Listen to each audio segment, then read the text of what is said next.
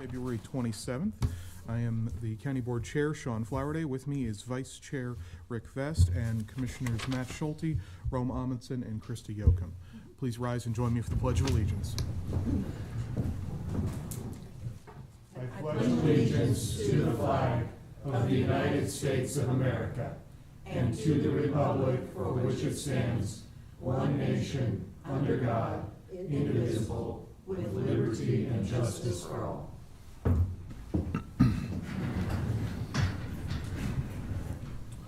Mr. Clerk, please begin.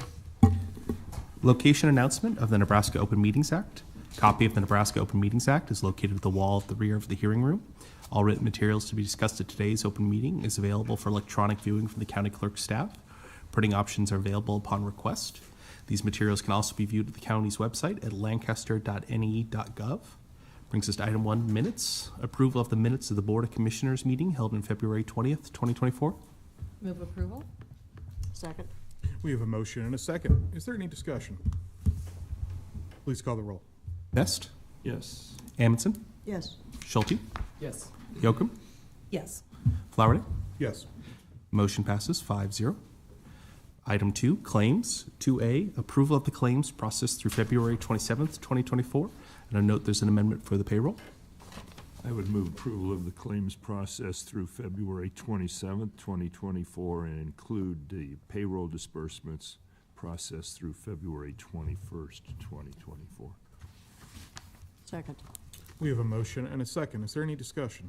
Would it be appropriate for me to ask for a motion to pull the payroll reimbursements out separate? I actually appear on there as for having a reimbursement, and I don't want to vote for myself on that. Fine. I would so move then. So then we need a second to that amendment. Second. Thank you. Okay, so we are voting on the amendment to the motion right now. Is there any discussion? Please call the roll.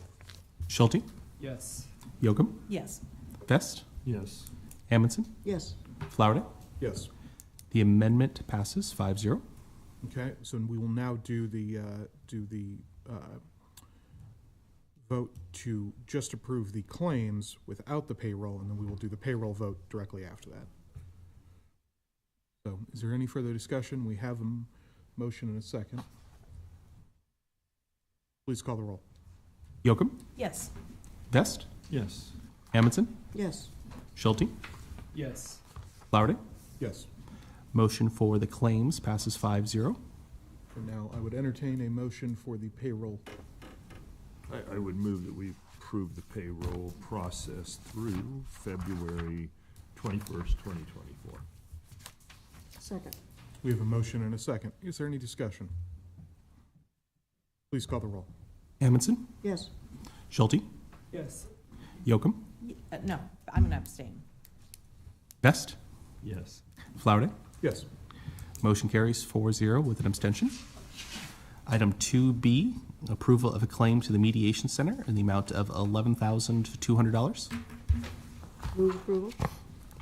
Second? We have a motion and a second. Is there any discussion? Please call the roll. Vest, Abstain. Amundsen, Yes. Schulte, Yep. Yoakum, Yes. Flowerday. Yes. Motion carries 4-0 with an abstention. Brings us to item 3, a special presentation.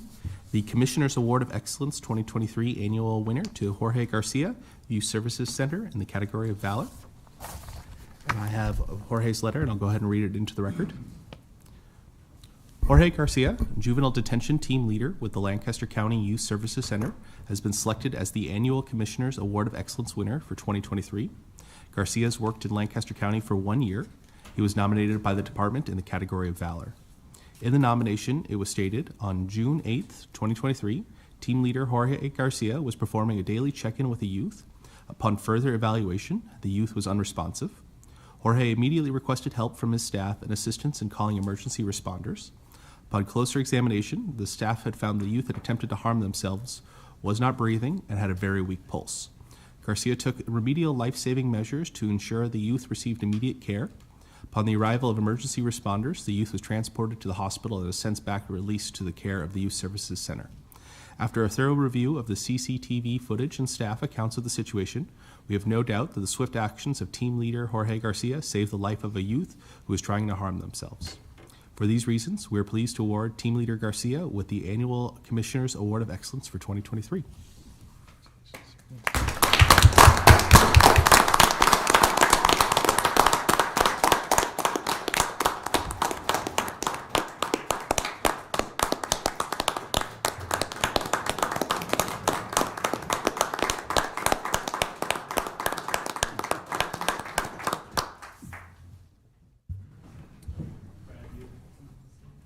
Yes. Brad Alexander, Director of the Lancaster County Youth Services Center. First of all, I want to thank you all for taking a few minutes to recognize Jorge. I have no doubt you had several deserving people that would have or could have easily won this award, but and no disrespect to them, but I can assure you, you made a very, very, very good choice. As was just read, it's clear that Jorge did something to save someone's life, and it doesn't get much better than that. So, and beyond that, Jorge's contributions to the youth and the Youth Services Center are just amazing. In my short time, he's certainly earned my respect, and his commitment to the Youth Services Center and his love and commitment for his family. And I'd like to point out his wife Victoria is here with us as well today. And in our line of work, it's really important to have a supportive family, and Jorge certainly has that. And Jorge, I appreciate you, and I thank you for all that you do. Appreciate it. Thank you. Jorge, on behalf of the commissioners, I want to give you this award of excellence. Before the meeting, as you know, I had a chance to chat with you for a minute, and I'll tell you guys, I asked him, I said, how long have you worked there? What do you like about it? And he right away said, I love working with the kids. More than I like working with the adults is actually what he said. And I just really appreciate that, because I've spent some time out there working with kids, and I know that the kids that are there, many of them are listening. Many of them are listening better than they have. All their rights have been taken away, their phone have been taken away. And I just really appreciate you investing in the lives of kids that are at the Youth Services Center. And especially want to honor you for stepping up. It probably feels like you just did your job, but that's a major issue, to make sure that kids are physically safe while they're out there. So thank you so much for your service, Jorge. Thank you, sir. If you'd like to say something, you could. I would. Okay.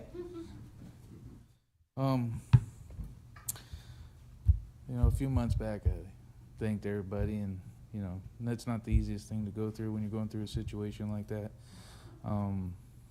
Although I have received this award, and I received an award this last October for July, the true heroes are on second shift, the people I work with. My team, if they weren't able to be calm and trust in my abilities, we probably would have had a different outcome. I appreciate every single one of you guys, everyone on my team, my supporting superiors, and everything like that.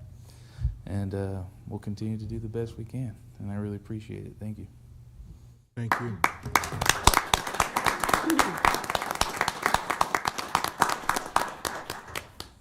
This is where we get to embarrass you a little bit. Yeah. It's an honor to have employees like you representing Lancaster County, and we're so grateful for the person that you are and the way you treat the responsibilities that you have out there. That's a tremendous responsibility that you and your coworkers take on to be a part of these young people's lives and give them an opportunity to change course and get back on a better course. And certainly that's something that we deeply value and appreciate. So thank you for all you do, and including this one act. Thank you, sir.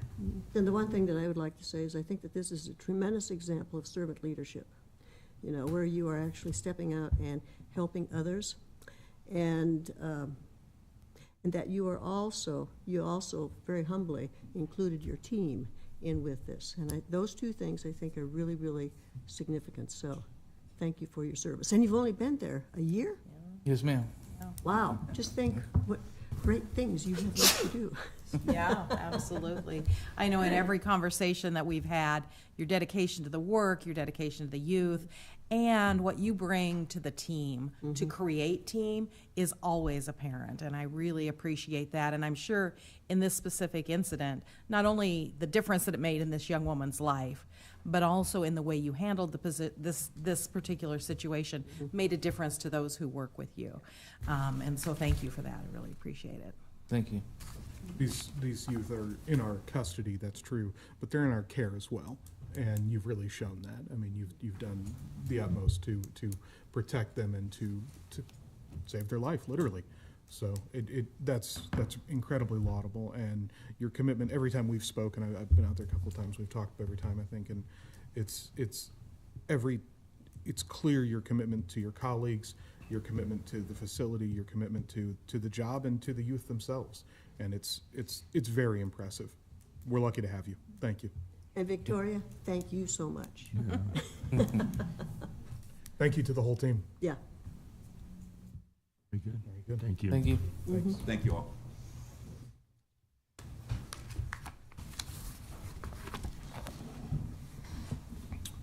Commissioners, that brings us to item 4, consent items. These are routine business items that are expected to be adopted without dissent. Any individual item may be removed for special discussion and consideration by commissioner by any member of the public without prior notice. Unless there is an exception, these items will be approved as one single vote of the Board of Commissioners. These items are the approval of A, amendments to the following county contracts for demolition services, to C23-0138 with Brandt Excavating LLC, C23-0139 with Gana Trucking and Excavating, C-23-0140 with MWE Services Incorporated, doing business as Midwest Demolition Company, C-23-0137 with Vasa Construction. B, amendments to the following county contracts for roofing services, C-23-0157 with 10 Men Roofing, C-23-0160 with Weathercraft Company of Lincoln, C-23-0161 with White Castle Roofing and Contracting Incorporated, doing business as White Castle Roofing and Gutters, C-23-0158 with Neiman & Sons Incorporated, doing business as Sprague Roofing. C, amendments to the following county contracts for the unit price of HVAC services, C-23-0185 with Prairie Mechanical Corporation, C-23-0182 with Capital Heating and Air, C-23-0183 with Johnson Controls and Fire Protection, C-23-0184 with MMC Mechanical Contractors Incorporated.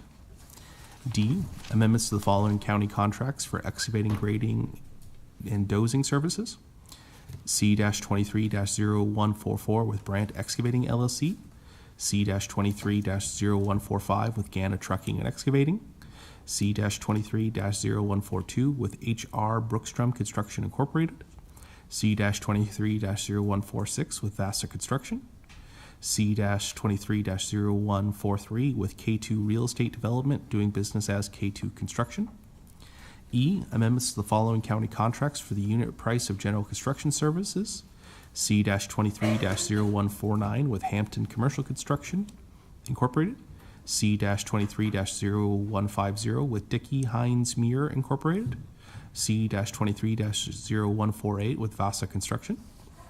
F, amendments to the following county contracts for the unit price of concrete pavement services, C-23-0219 with MTZ Construction LLC, C-23-0220 with Pavers Incorporated, C-23-0221 with Dax Construction Incorporated, C-23-0222 with Silver Ridge Construction, C-23-0223 with Strong Ties LLC, and C-23-0224 with Vasa Construction. G, amendment to the following county contracts for the unit price for electrical and large-scale electrical services, C-23-0256 with Capital City Electric, C-23-0257 with Commonwealth Electric Company of Nebraska, C-23-0258 with IES Electric Incorporated, C-23-0259 with Progressive Holding Incorporated, doing business as Progressive Electric, C-23-0260 with Wilmar Electric Service Corp. C-23-0261 with Wired Incorporated.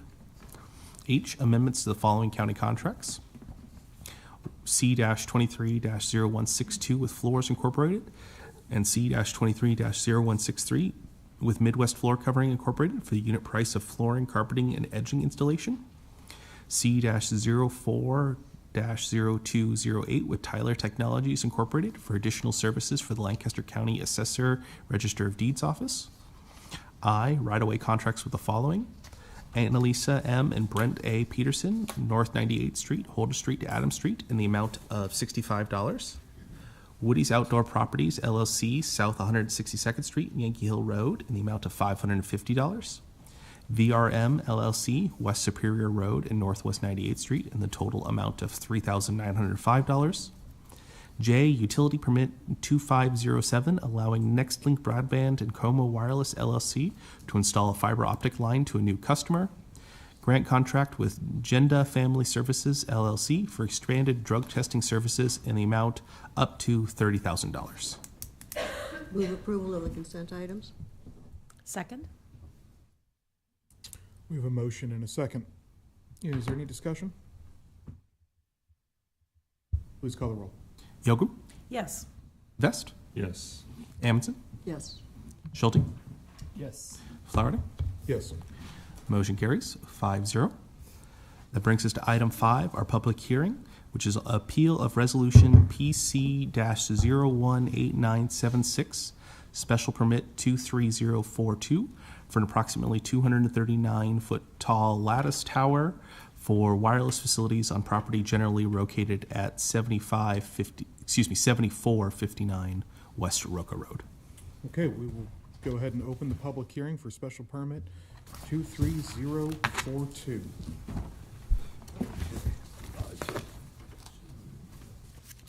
Sheets for the, I can pass my book. And I'll need to swear you in first. I'll need to swear you in. So please raise your right hand. okay? Do you solemnly swear or affirm that the testimony you're about to give is the truth and nothing but the truth? Yes, Please state your name for the record. Gino Nigro. Okay, Are you the applicant or the appellant? I am a neighbor in the surrounding area. I'm sorry, traditionally the applicant goes first and then the appellant follows, isn't that right? I'm sorry, couldn't hear. The applicant usually leads off and then the appellants Oh, follow. okay. Sorry, That's okay. you're next. After this, Right. So, yeah, it's usually applicant, staff, and then appellants, sorry. I just misunderstood. Good morning, Commissioners. My name, I'll need to swear all three of you Yeah, in as well sure, if you're sorry. planning to testify. With your right hand, do you solemnly swear or affirm that the testimony you're about to give is the truth and nothing but the truth? I do. Please state your names for the record. Brent Meyer, I'm legal counsel for the applicant at the law firm Hush Blackwell. Ryan Streff with Powder River Development. Hugh Seek, I am the property owner. Thank you. So we thought we would briefly just provide an overview of the proposed tower. Ryan's got a couple PowerPoint presentations, but just very quick. We'll sit down and we'd like to respond to some of the points made by the appeal and rebuttal, if that's Yeah. okay. All right, go ahead, Ryan. All right, good morning, Commissioners. Again, Ryan Streff with Powder River Development on behalf of Tillman Infrastructure. This morning, we are asking for your approval of the special use permit for a wireless telecommunications facility. Again, the address at 7459 West Roca Road. Just a little bit of background on the tower owner and the property itself, or the tower.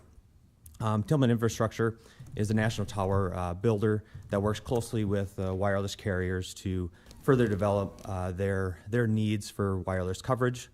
The wireless facility here, the proposed tower and the ground space would have tower equipment for these end users.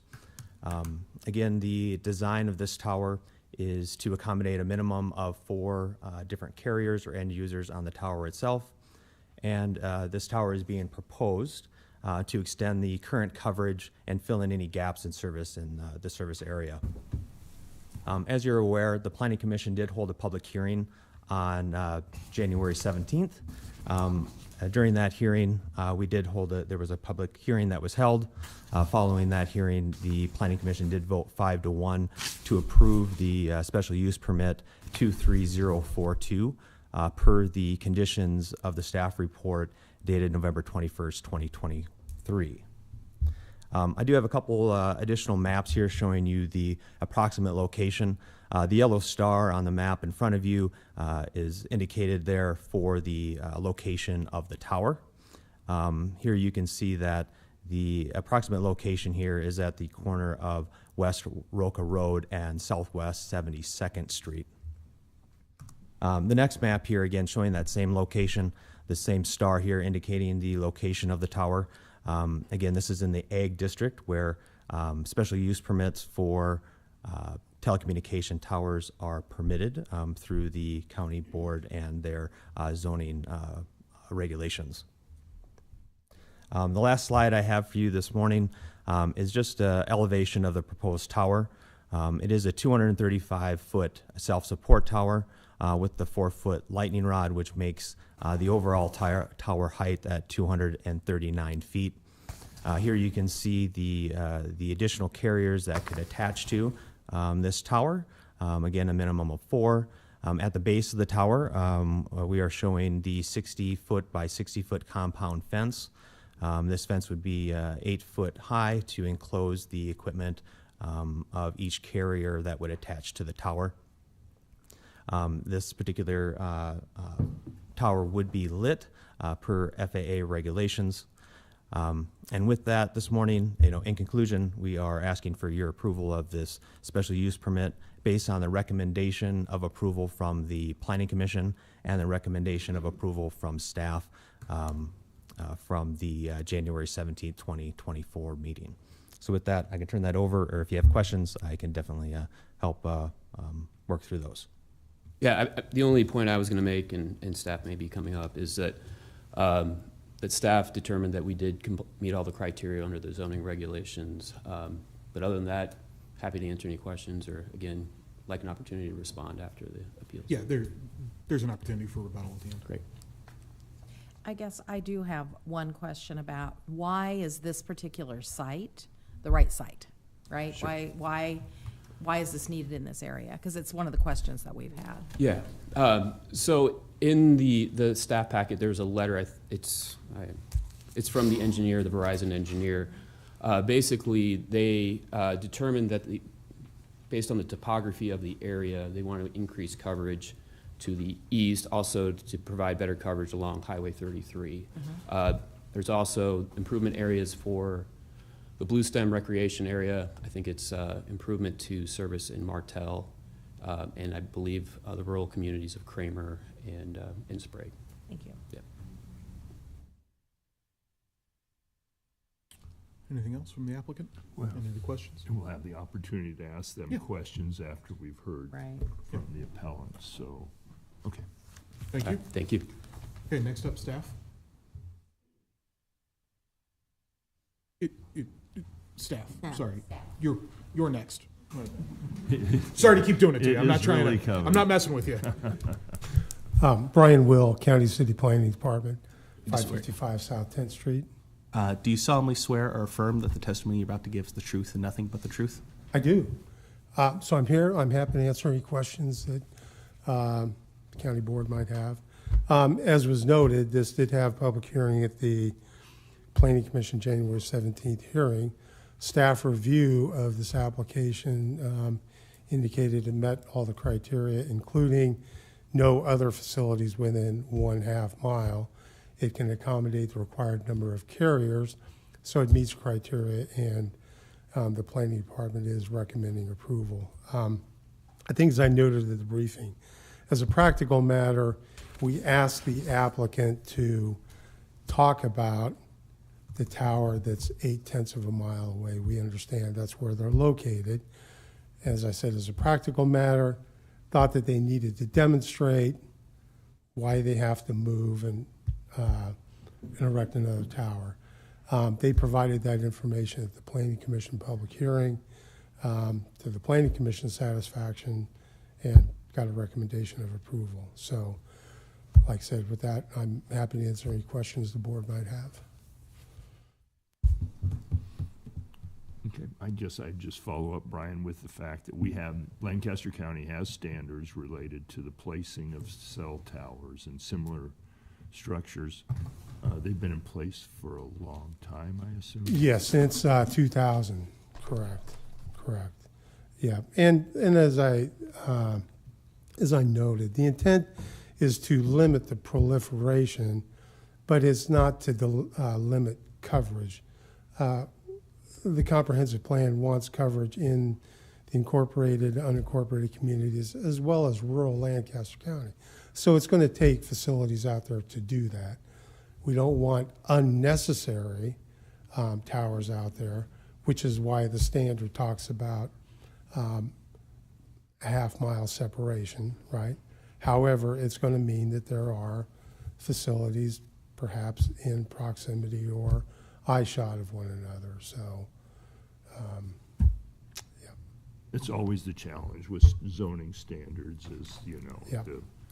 putting the limits on it, but yet not stopping the process either, so. Correct, yeah. That's all I have. Okay. Any other questions for staff? Okay. Good. Is that the only staff testimony we have? Looks, you're good, thanks. Guess what? Okay.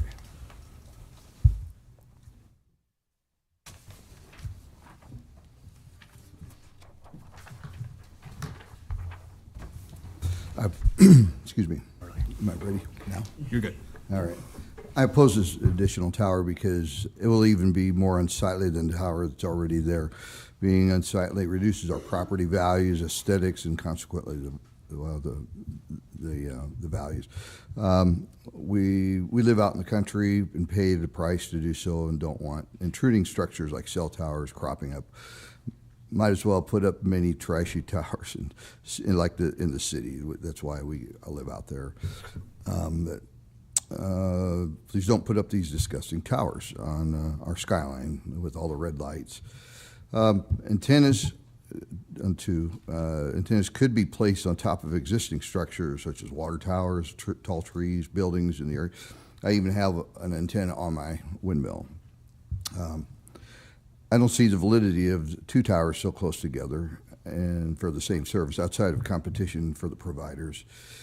Even if not for the same service, find a location closer to the intended target. If radio goes out everywhere, if they're trying to target Sprague, Martell, and those, you put one closer to that area as a center point. And then finally, I'm concerned about airplanes hitting the tower and crashing into the ground below on us. Towers are hit by airplanes like the one I learned how to fly in. Another pilot flew it into a tower and crashed with no survivors. It can and does happen. Cree Airport is only about 5 miles away, and I can tell you, I can't tell you how many times I've driven by the tower that's already up there with no light on, which is crazy, and I don't know why that would happen. I would think it's not supposed to. And if you have two towers, and like I said, one light's on, the other one, a plane could fly by and hit that one and then crash below. And be ashamed if something like that happened and damaged property, animals, human life, etc. And they don't just fall right at that spot. They would be traveling at about 150 miles an hour. Small planes would, and they could travel a long way. So, and thank you for listening. Thank you. Thank you for being here.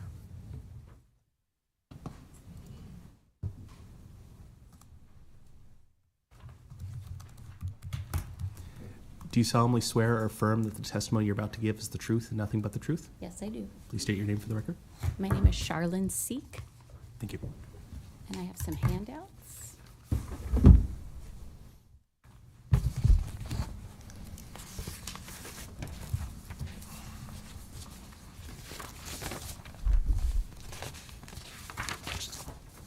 Go ahead. Okay.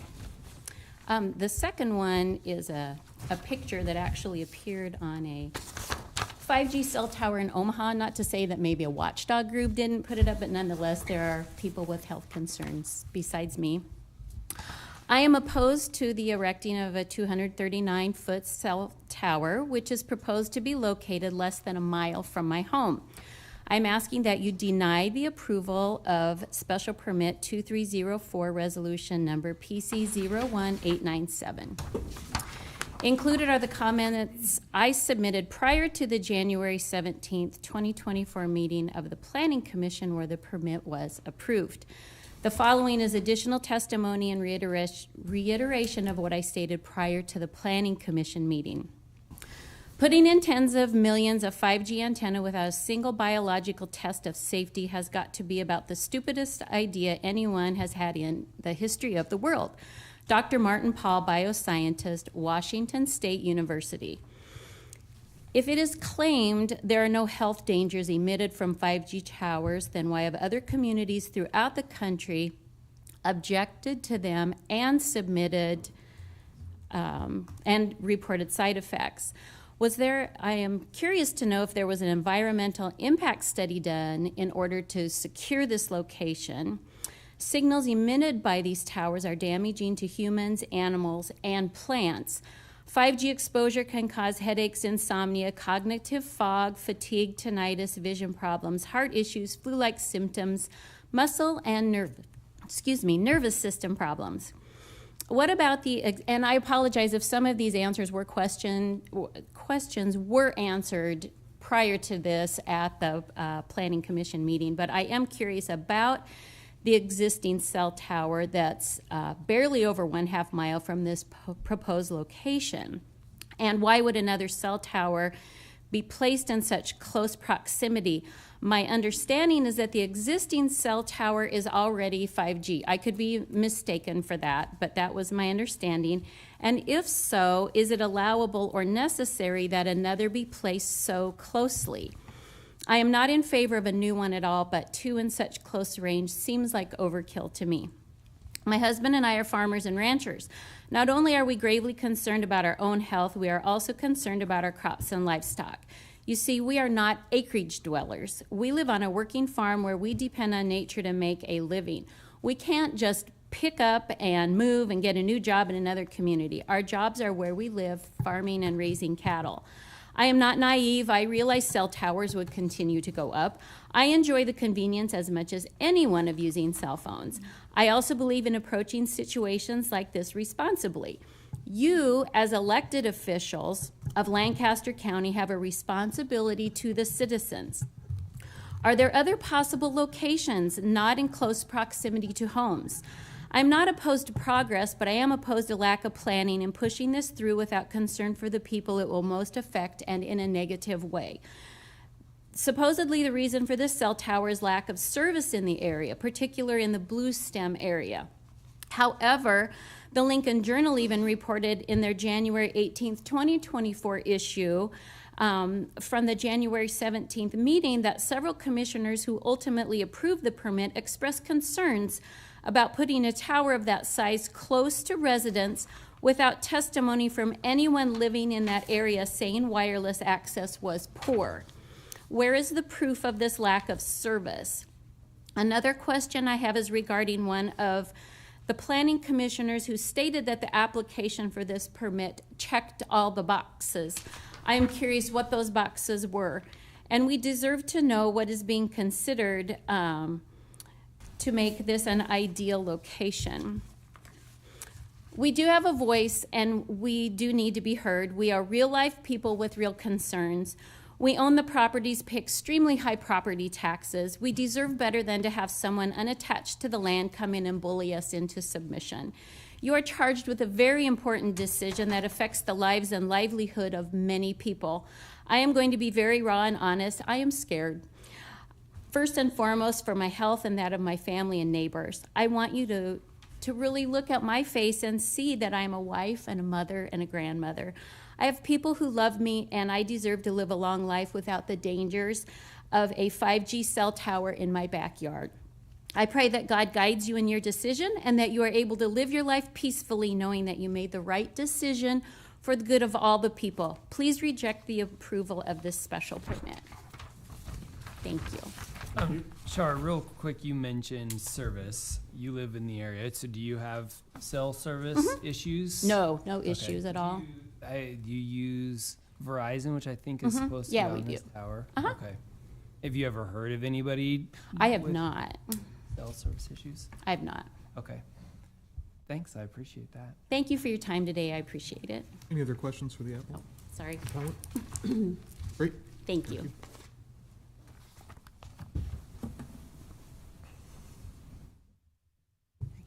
Do you solemnly swear or affirm that the testimony you're about to give is the truth and nothing but the truth?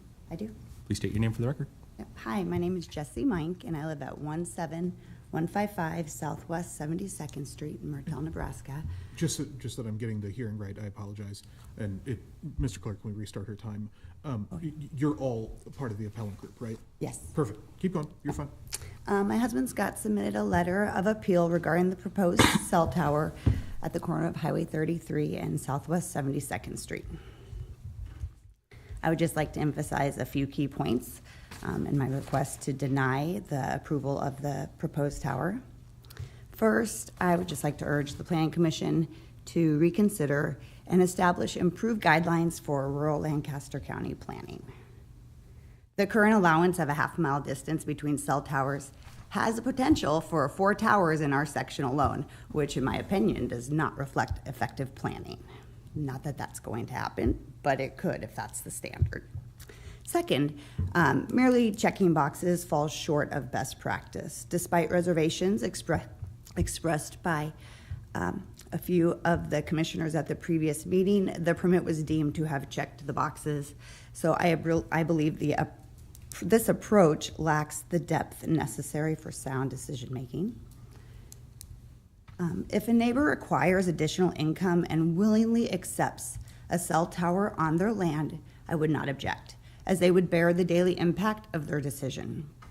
However, the proposed land tenant set to receive payment for the tower does not reside on the land or in the area and won't face the daily consequences. And with that being said, I do not wish, there's no ill will towards the tenant. I just feel as a standard and as a neighbor, that would be best practice to live there, since I will be seeing it every day. Considering my current 5G coverage at home and in our area, I suggest directing efforts to areas like Martell and Bluestem Lake that may genuinely benefit from improved coverage. Let those areas host the cell tower if increased coverage is required in that area.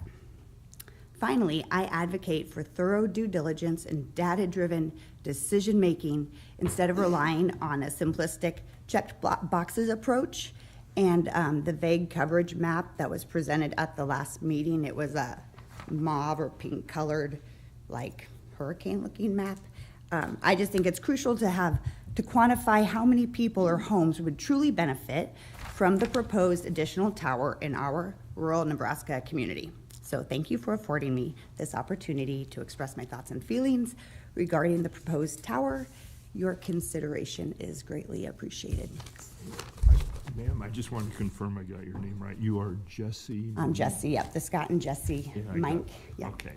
that's me, thanks. You had mentioned a specific concern about the 4 towers could end up on your section. Could you just walk that out for me a section? Well, if for a it's, second? you only have to have a half a mile between each tower, if you wanted to put one in each corner of our Sure. section. In fact, the difference between the 8/10 of a mile, our driveway is 1/3 of a mile long, or 3/10 of a mile, like I walk it to get the mail. So the difference of these towers is the length of my driveway. Yeah, so not very far in the country. Thanks. Thanks. Okay,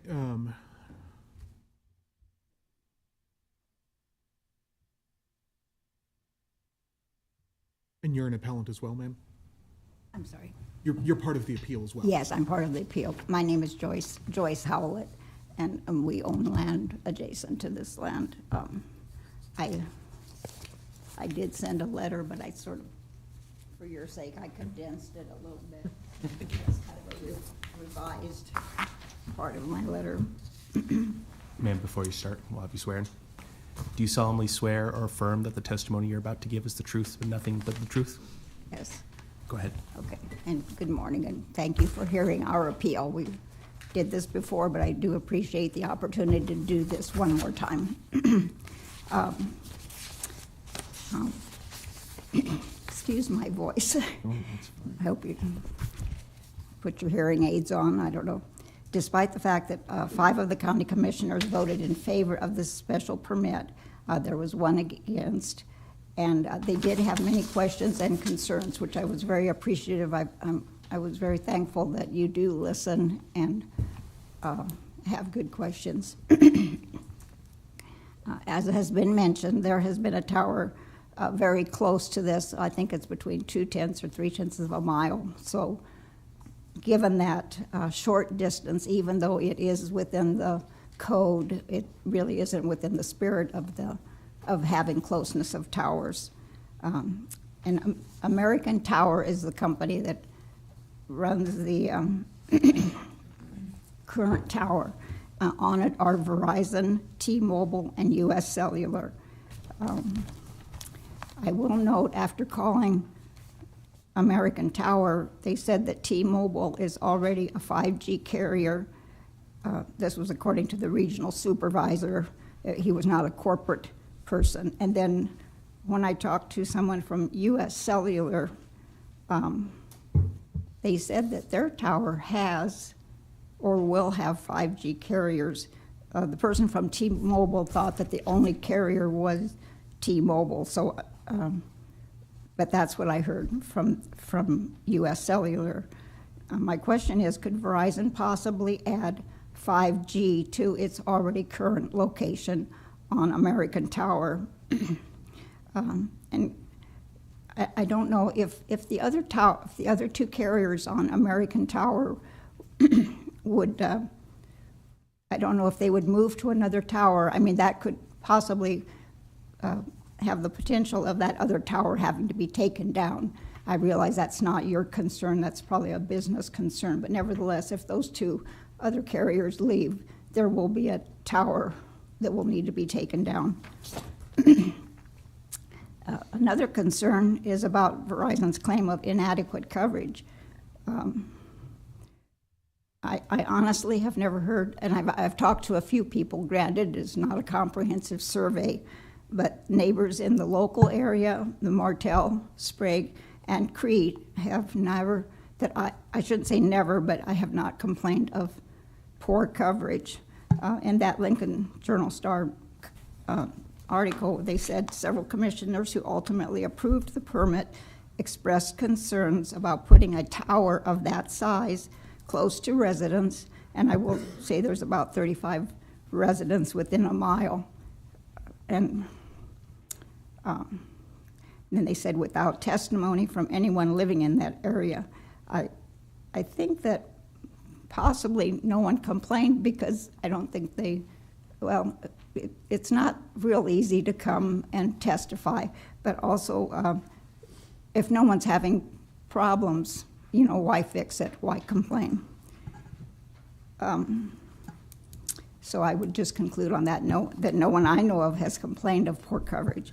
And then the final point, Verizon stated that they would like to expand their coverage in the Blue Stem Lake to highway to the east to Highway 77, and that would include Sprague and Martell.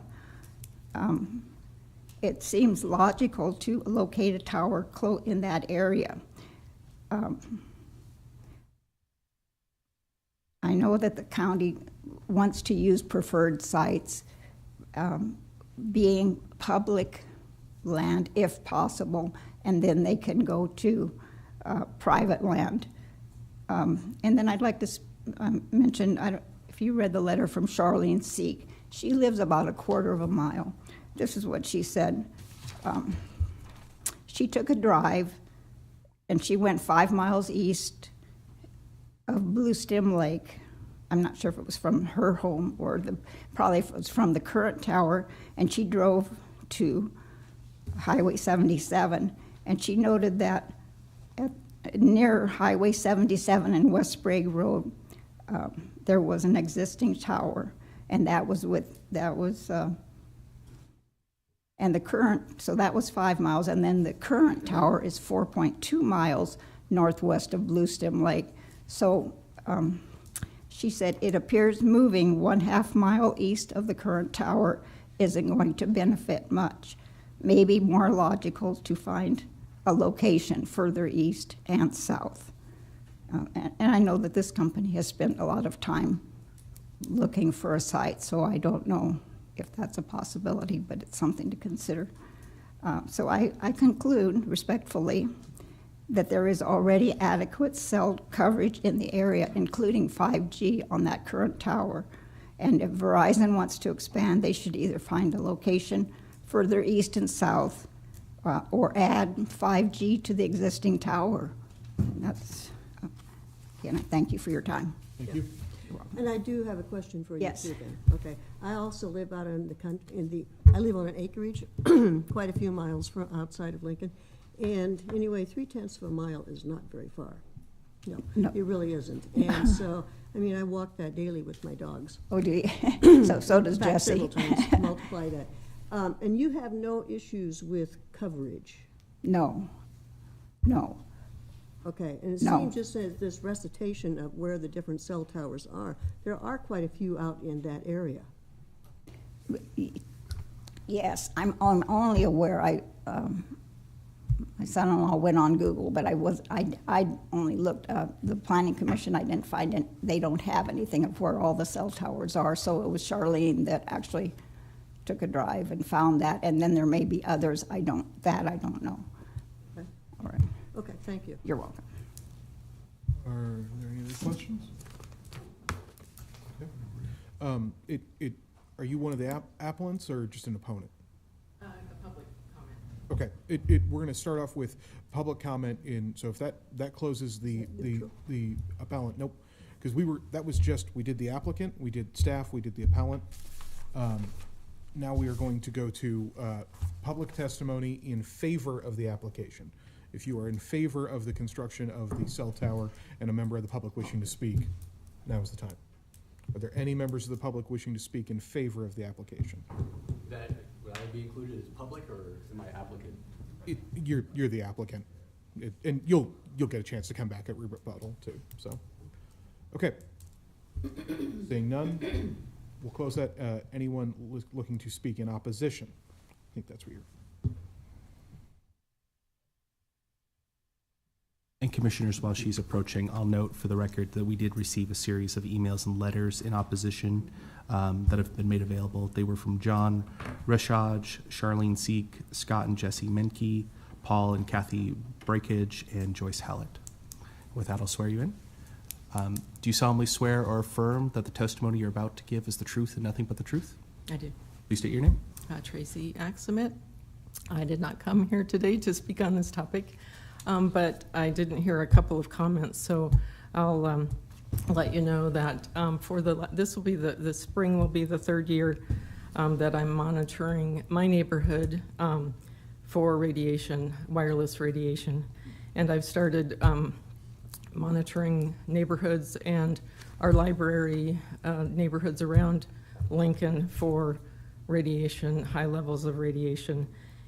And just a caution for all of us, property values as information about the dangers of wireless radiation, non-ionizing radiation spreads, people become aware of the health effects. It will affect, I'm afraid it will affect property values. That's why I'm watching my own. And so I caution the property owner and all the property owners around to be aware that I think it's coming.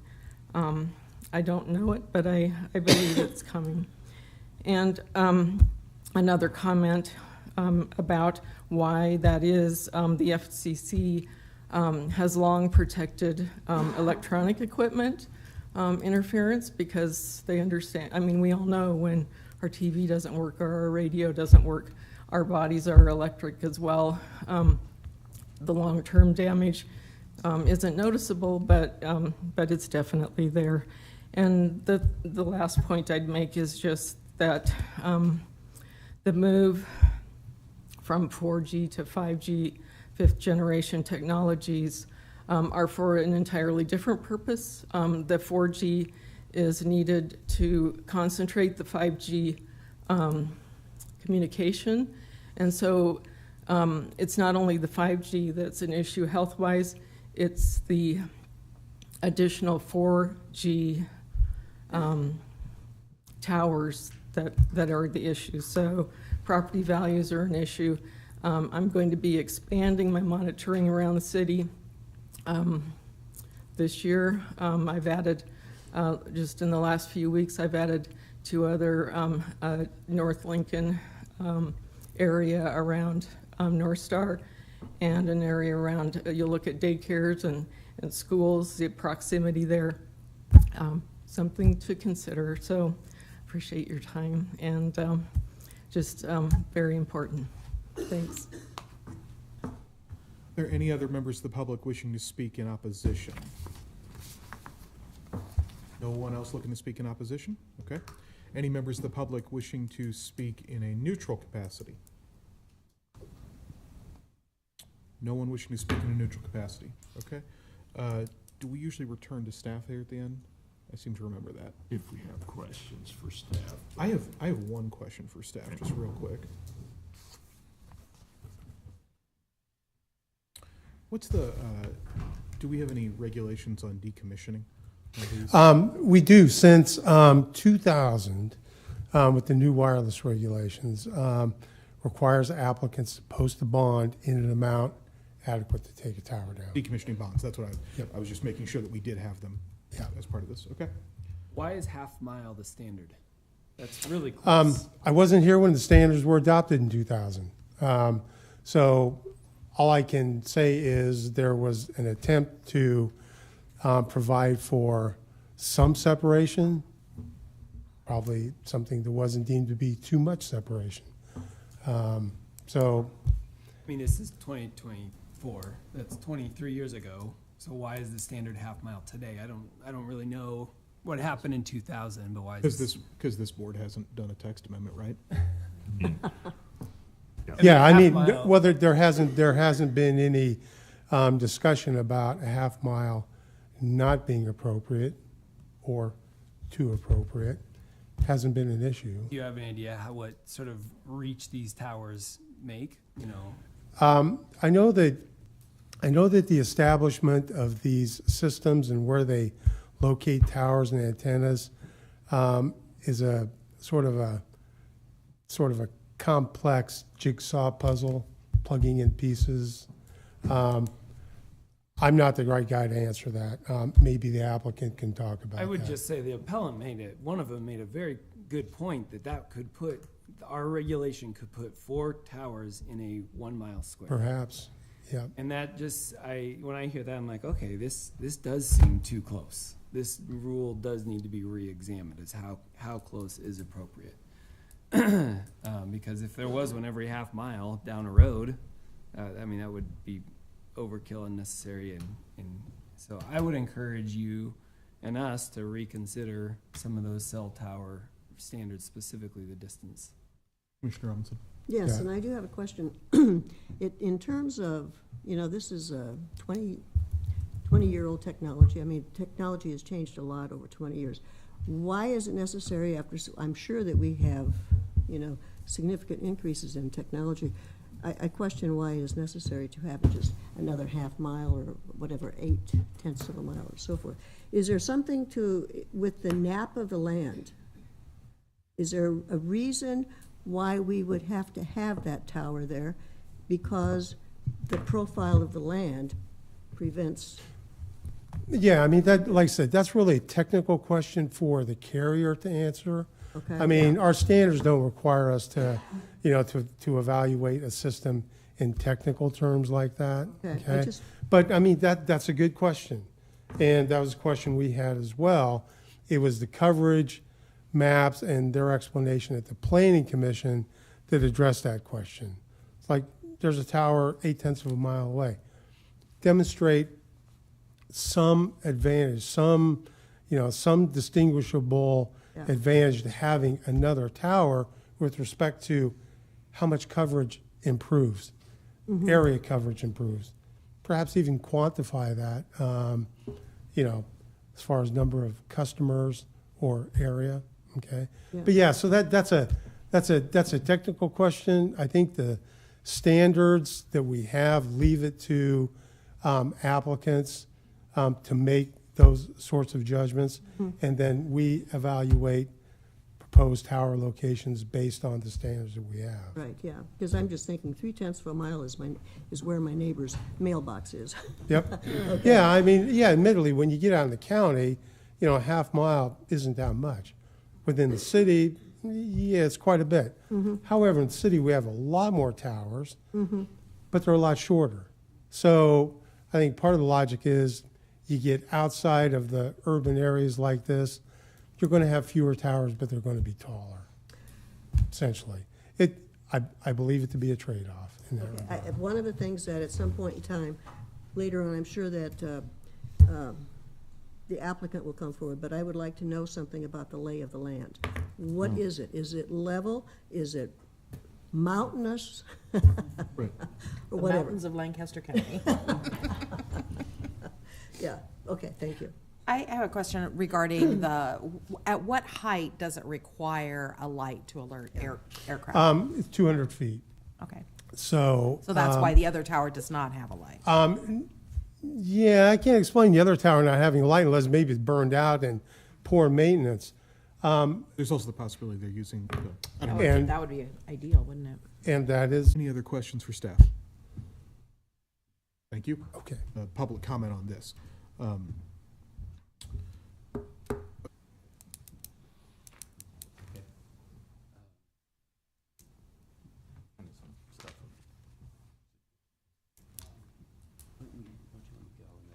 Actually, if you want to hand them out, you can give them to that gentleman.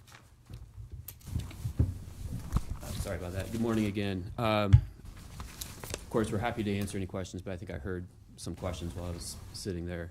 As far as location, the topography of the area, generally speaking, you want to build these towers on a higher elevation to the surrounding area. It doesn't make a lot of sense to have it in a bowl and limit your coverage. And then generally speaking, the investment into these towers, the idea is to create the largest amount of coverage possible. They're in the business of increasing coverage, customer satisfaction, those types of things. I also wanted to address a few comments made. The idea that the applicant is just checking the box. There is a significant amount of time and effort into putting in an application, finding the right location. We provided engineering letters, coverage maps, those types of things. There's a lot of due diligence, if you will, in selecting the location, including reviewing the zoning regulations to make sure that the area is correct and compliant with the local zoning regulations. I also want to address, we heard a couple of the appellants state concerns about health risks. First, just point out that there's a number of 5G towers in Lancaster County. There's a number of studies that show that usage of 5G is not a health risk. And also, and this is just from a legal perspective, I know that the Telecommunication Act preempts local jurisdictions from considering environmental risk when considering approval of 5Gs, or excuse me, of any facility. Sir, could you say that again? I kind of Yeah. So under federal law, the Telecommunication Act, and we have a slide on it, and the FCC has a rule. Yeah, which basically states that local jurisdictions should not consider environmental risk when considering approval of these types of towers or telecommunication towers. The federal government determined that that's to prevent maybe some lack of uniform approval of these facilities. The recommendation is that no environmental risk should be considered by those local jurisdictions under federal law. Okay.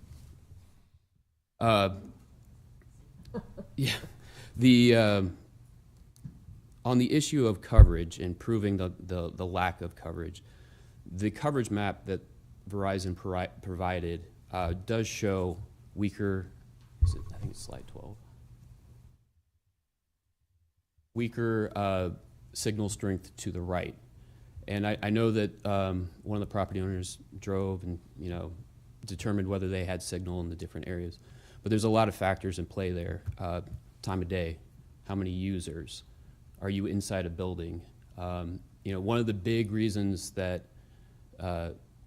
this location was selected was, one, service to Blue Stem Recreation Area, the camping area to the, I think it's to the southeast of the location, but also expanded coverage to the highway right there. So, taking a drive, I don't know when she drove, what time, whether she was in a building or structure to the east, but the evidence is right there as far as showing the lack of signal strength. And again, it goes back to the whole Lack of signal strength from the single tower, though. This doesn't incorporate signal strength from other area towers, correct? That's correct.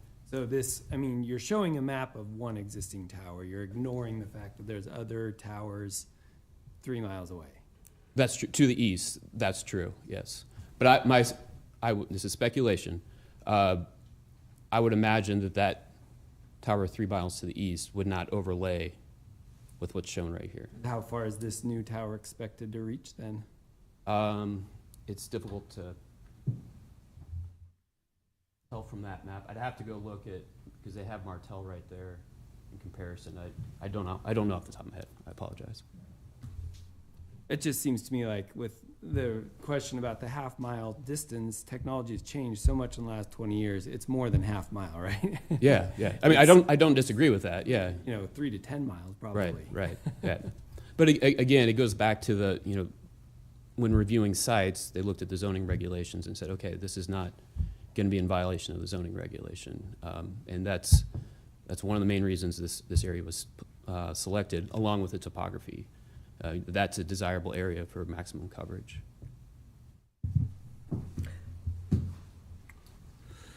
And then there was a question, and it was somewhat addressed, about concerns about airplanes and the height of the structure. FAA regulates any structure over 250 feet and requires certain lighting and over 200 feet. So that has been addressed through the design of the proposed tower. These towers ever do the light mitigating tech? I know that's relatively new technology. Commissioner, I guess what we have per the FAA is the it's a light, a white light during the day and a red light at night. Right. Those are the two. I guess if there's something else that is, I'm not aware that that's something on this tower. FAA has approved the light mitigating systems for use. People use them on wind turbines and other tall structures, but I wasn't sure if you knew. So. Then I have, now you are putting this tower up here, you are proposing this tower because it would increase the coverage and service, improve the service to residents and businesses in the area, is that correct? Yes. Okay. How many people came forward and asked you to do this? And do I see nobody here supporting it other than you? Yeah, so after the planning commission, that point was raised about what's the bottom line, what's the number of users, and I spoke to Verizon about that. It is not something that is easily calculated. Yes, you can look at the households, but households aren't the only users. You've got flows of traffic, campers at Blue Stem, people fishing in Blue Stem. So it's not as easy as just pulling it off of some data sheet. It is difficult. It requires engineering judgment, and frankly, it could be fluffed up basically. So the end of the day, they said the coverage map is the best objective evidence that we can show to show improved coverage. How close is Crete? I'm sorry, you have to tell me. How many towers? How many towers are in the Crete area? In the Crete area, we could probably say east of Crete. I don't know if I know that off the top of my head. For Tillman Towers or just in general? Do you know through your? I mean, what types of coverage are? I'm just curious. Do you know that? Because you picked this place out. Right. It was an area that needed coverage improvement.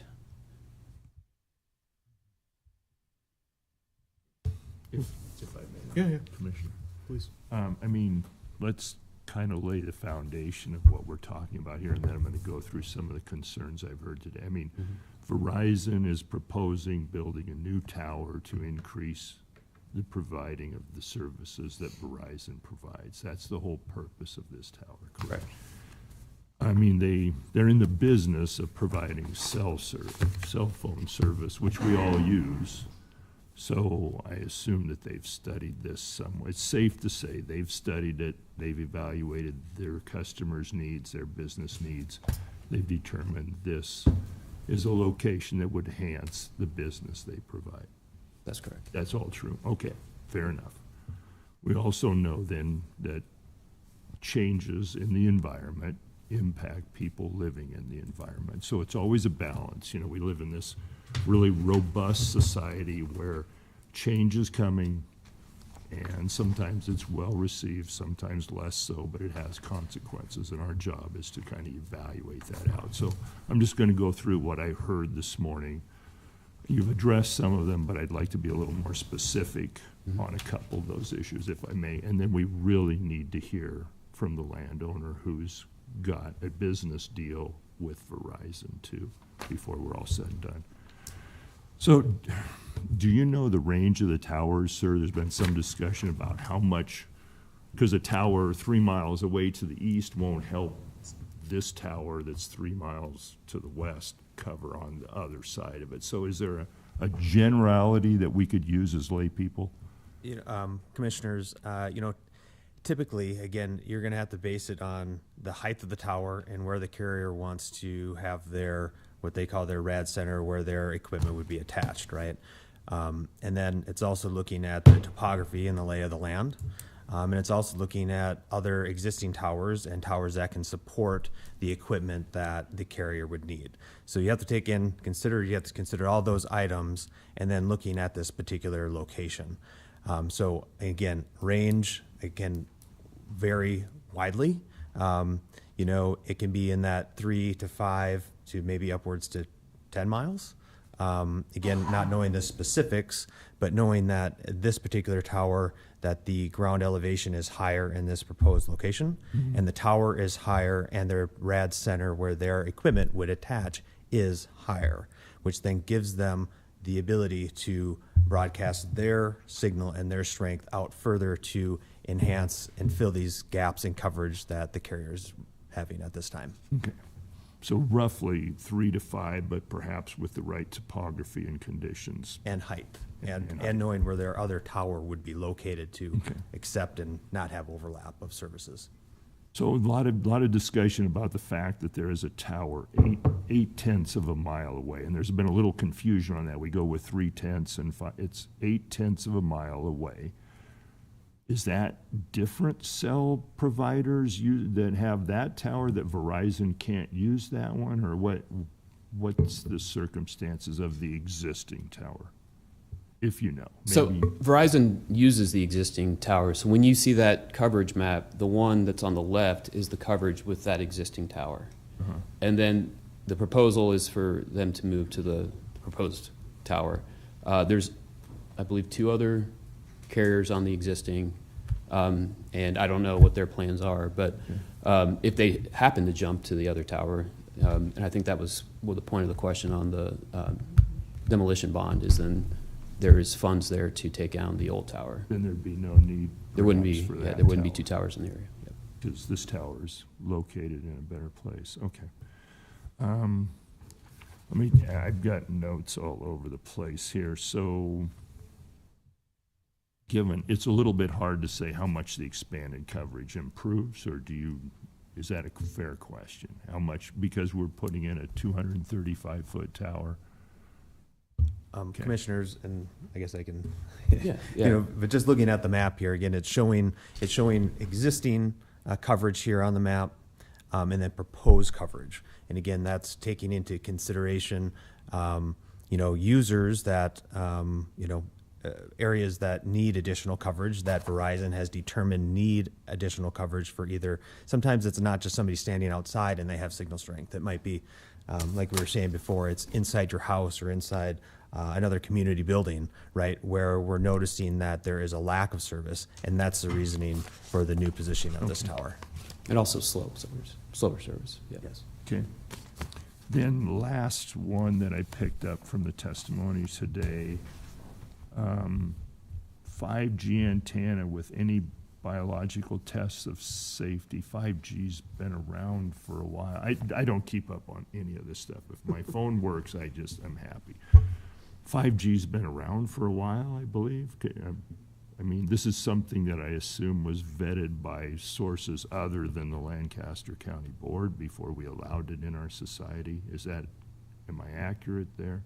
I would think so, yeah. I don't know when Lancaster, Or who, but yes, it has been studied, and it's used throughout the country. We all use it, but, okay.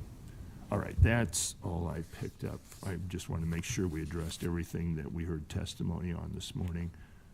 And then I really, did you wanna really say want to hear Yeah, from the Hugh. landowner. Okay, I'm Hugh Seek. I am the property owner.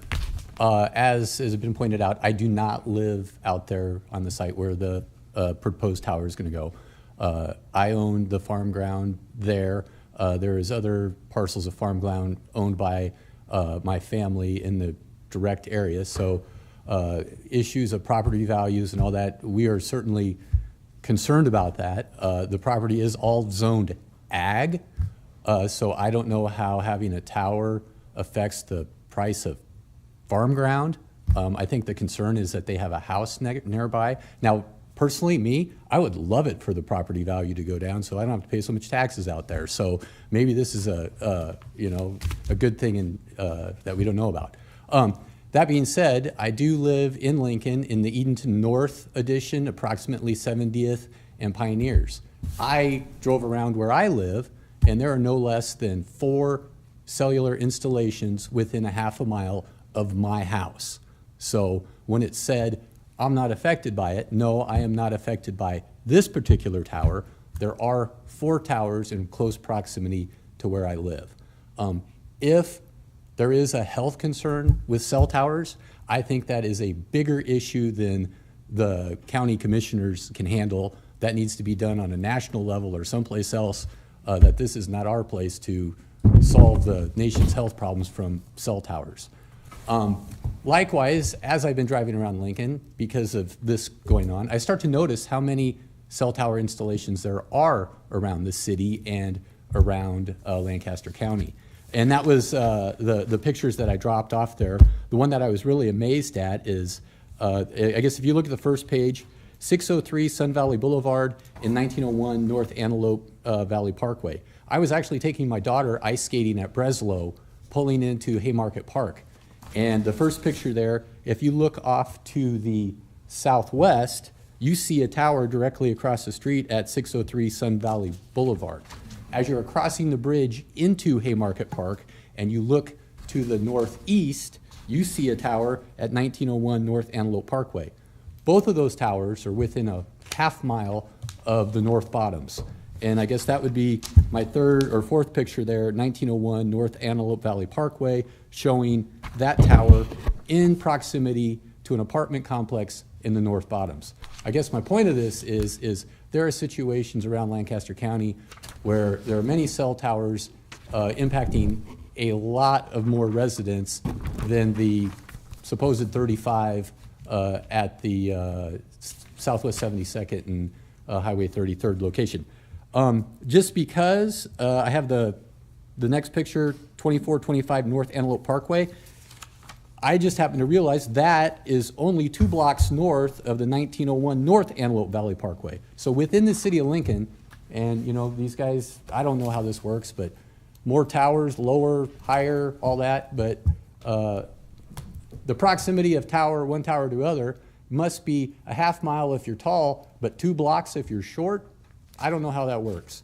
I am now on this picture here, 1045 Rokeby Road and 9601 Rokeby Road. This is south of the village of Cheney, Nebraska, by the new LES Service Center. You can see the red tower in the foreground, the other tower in the background. Those 2 towers are 3,000 feet apart. And I'm assuming that those were newer installations put up when the LES Service Center went in a couple years ago. And likewise, those two towers are within a mile of the village of Cheney. So all people living in Cheney are affected by those towers. The last picture, I just thought it was interesting. I was driving to the Omaha airport and looked south off the interstate, south of Waverly, and bam, bam, there's two towers. I don't know what the rulings are, but those things are right next to each other at 8301 North 162nd Street in Lancaster County. Furthermore, I guess as far as the coverage, it was brought up in the planning committee about needing additional coverage at Bluestem Lake, and one person said, well, you're out there camping. You should be on a nature walk and sitting by the campfire. You don't need cell coverage at Bluestem Lake.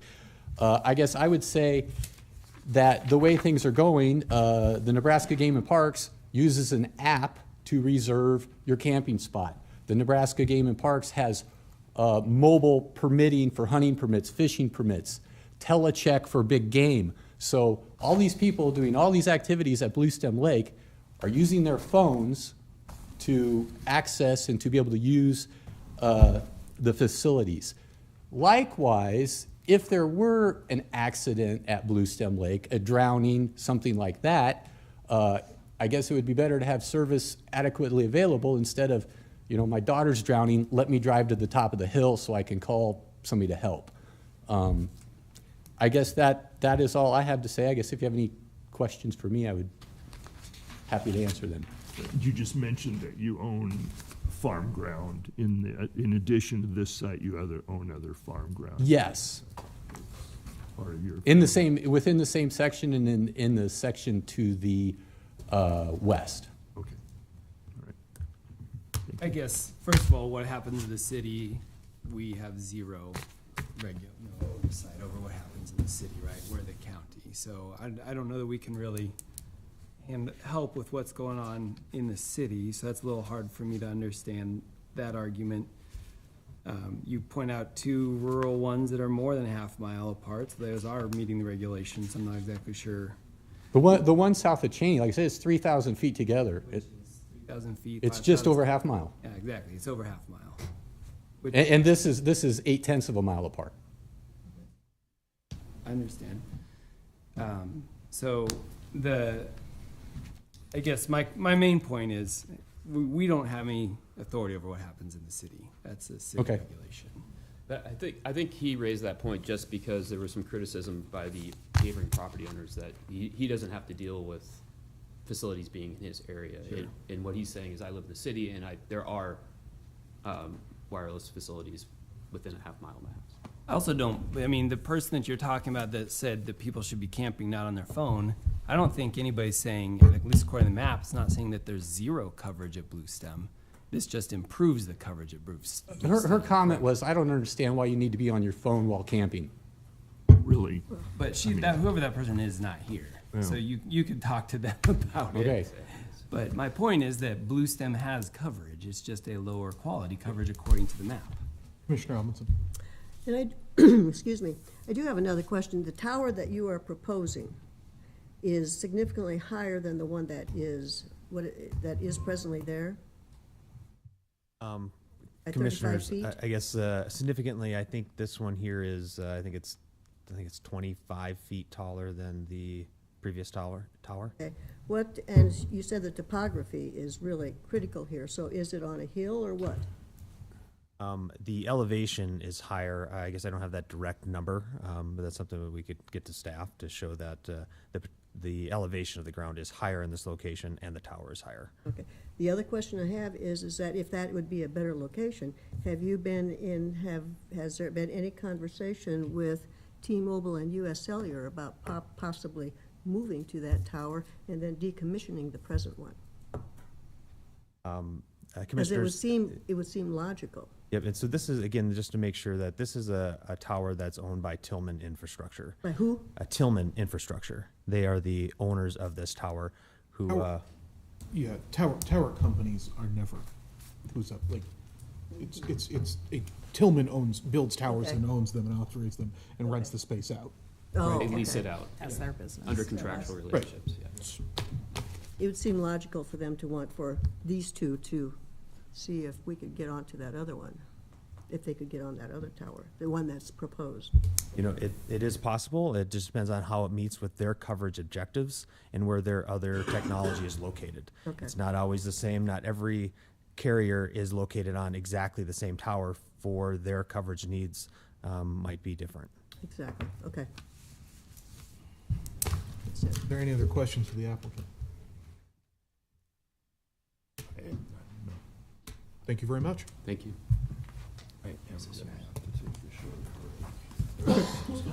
Yeah, that's fine, that's fine. With that, we will go ahead and close the public hearing on special permit 23042. And several commissioners have told me that they need a quick break, so we're gonna take a pause here and come back in 5. Was that, oh, the staff are looking at me. Oh. I don't think the next one is a resolution. Yeah. I don't think that would be a really good idea. Commissioner Vesta, take a moment. We will go ahead and move down to new business. I think Commissioner Vest will join us here quickly. So, Mr. Clerk, please proceed. Commissioners, item 6, new business. Item 6A, resolution in the matter of special permit 23042 for personal wireless facilities to allow a 239-foot self-support tower on property generally located at 7459 West Roca Road. Good morning, Commissioners. John Ward, Deputy Lancaster County Attorney with the Lancaster County Attorney's Office, 605 South 10th Street. I'd just like to briefly address Mr. Myers with the applicant's comments regarding the FCC rule on considering environmental impacts. That rule says that the local governing body is not to consider environmental impacts related to radio frequency radiation only if FCC guidelines are followed. And our zoning code, Article 10, does say that these applications must follow FCC regulations. So I'd like to limit what I perceived his comment to be to just the board not considering environmental impacts related to the radio frequency radiation. It could consider other environmental impacts if it likes. And are we satisfied that the applicant has met FCC regulations? Yes, we are. Thank you for that clarification.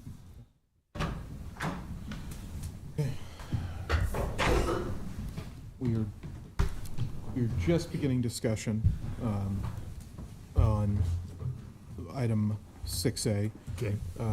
The county attorney just reminded us of that the FCC ruling is specific to radiation and radio frequencies in terms of us not being able to consider environmental impact. Okay. Other types of environmental impact could be considered in this. Okay. So I guess I would open 6A up for discussion amongst the board.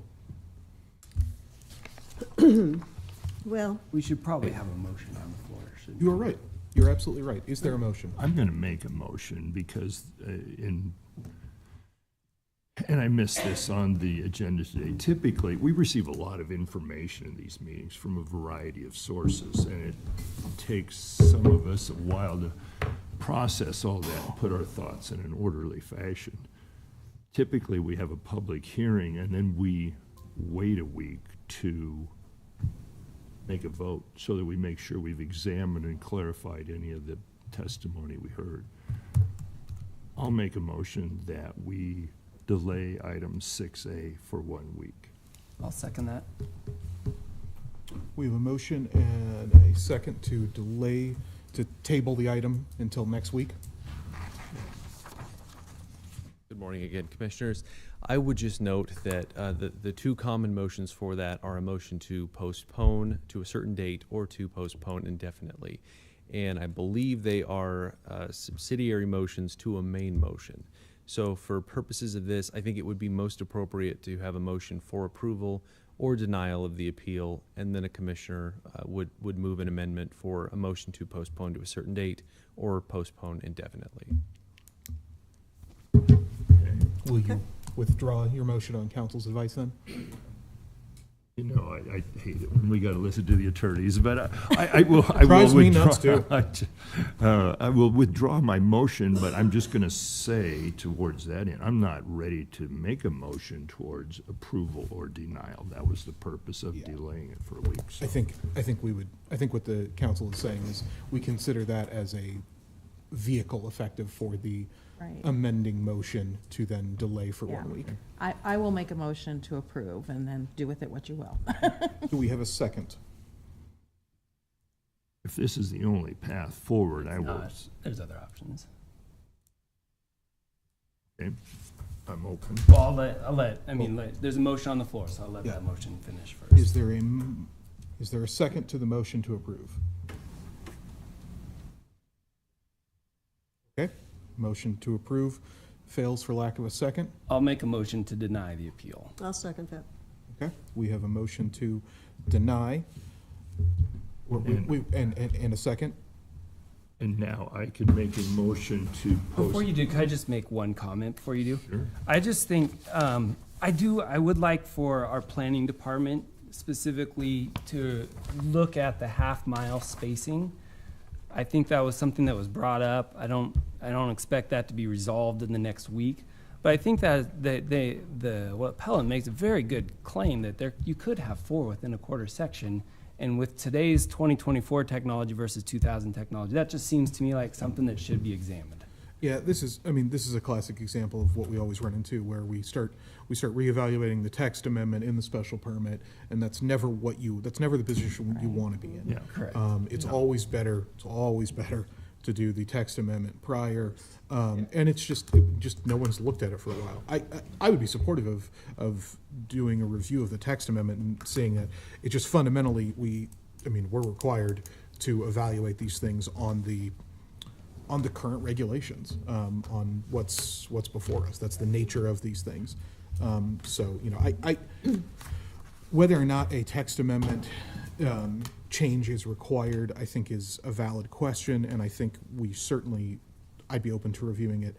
It fundamentally, it makes it clear to me that I think the applicant has, I think it's an issue of landowner rights. I think the applicant has proven that they have followed our standards and met our regulations according to what we've posted, and they are working within the rules. And so that's where I'm at. I'm also perfectly happy to postpone until next week if commissioners want to. So Yeah, can I speak to that too? And the reason that I did move approval, and I will take this week to consider everything as well, but I probably will continue to approve it, is because the applicant, I've got the text amendment right in front of me. The applicant has proven everything according to the text amendment as it is. Anecdotally, I have been in that Blue Stem area, kayaking, camping and kayaking with my granddaughters, and I was the only adult, and I did not feel safe that I couldn't reach another family member if I needed to. And this has been better over the last couple of years, but I had been doing some appointments back and forth, needing my map and my time on my calendar, and could not access those, and it drove me crazy enough that I called my carrier several times about that. So I do know what it's like to not have the coverage that you need when you need it. But moreover, it's not about me. It is about this text amendment, and the reason we have these text amendments is so that everyone knows what the rules are when there is an application. Yeah. I would also be in favor of reviewing the text amendment separately from this action. Yeah, and I actually really personally want more information the same way as what Matt had said on what the coverage is, because to be quite honest with you, our technology has increased so much over the last 20 years that, it baffles me that 0.3 of a mile makes a huge difference in coverage. Yeah. It really does. Yeah. So- Okay, all that said, Yeah. Yeah. as I said earlier, there's a lot of information floating around here. And I'd like to have time to put all that together in a cohesive package for myself. So I'm going to add to the amendment an amendment to postpone the vote until our Tuesday, March 5th meeting. I'll second that. 1 week. that is broken. Okay, we have a motion and a second to postpone the denial until March 5th.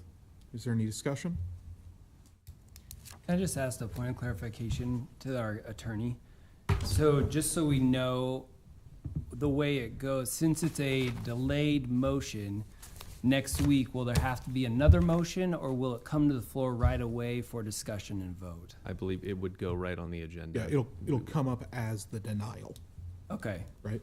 We could just describe it on the agenda as appeal of special permit and then give the number just like we did today.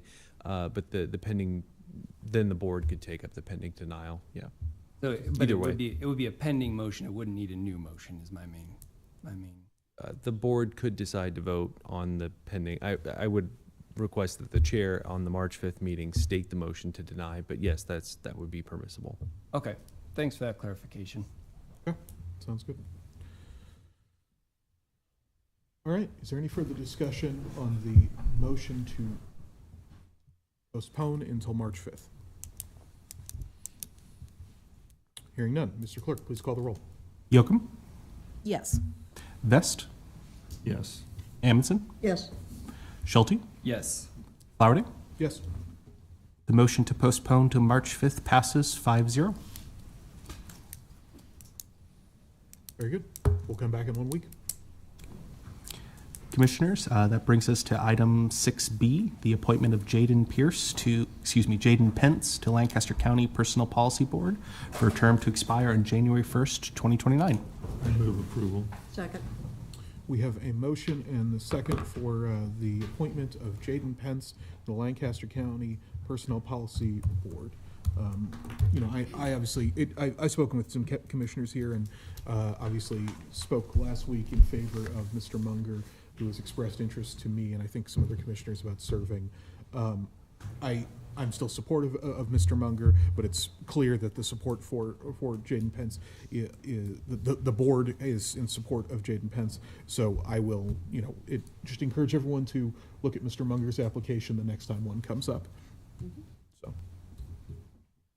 In that, certainly, and if any affinity for him does not in any way displace the 100%. credentials 100%. that Jaden Pence has to take this role. So all in good time.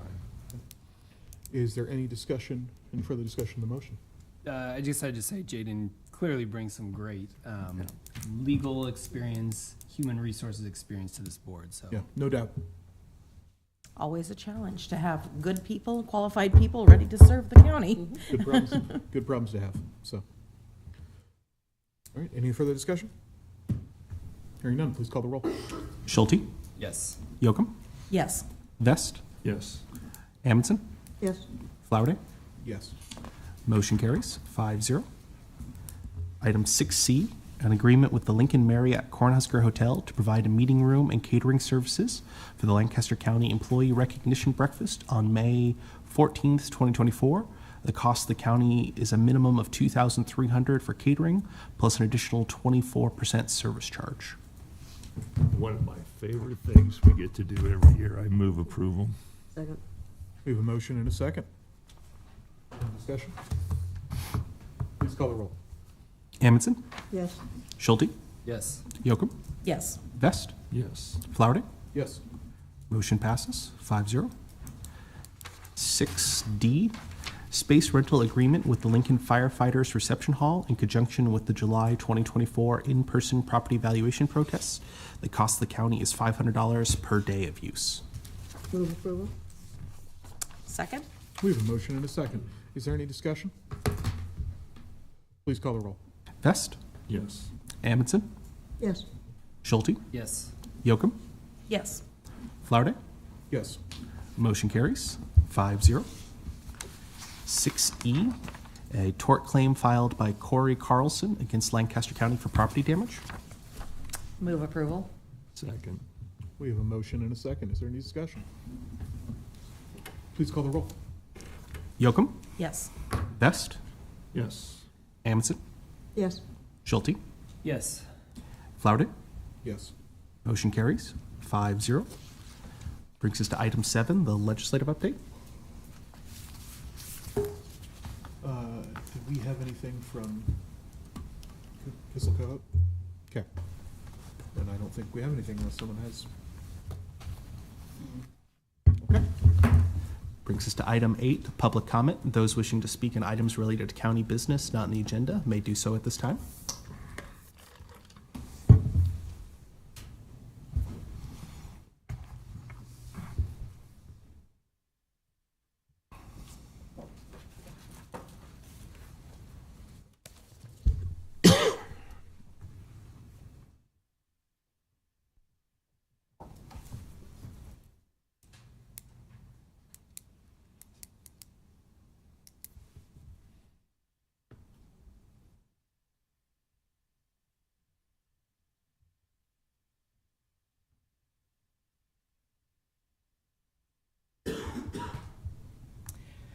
Good morning. My name is Penny Stevens, and I'm here to speak on some news in case you missed it last week.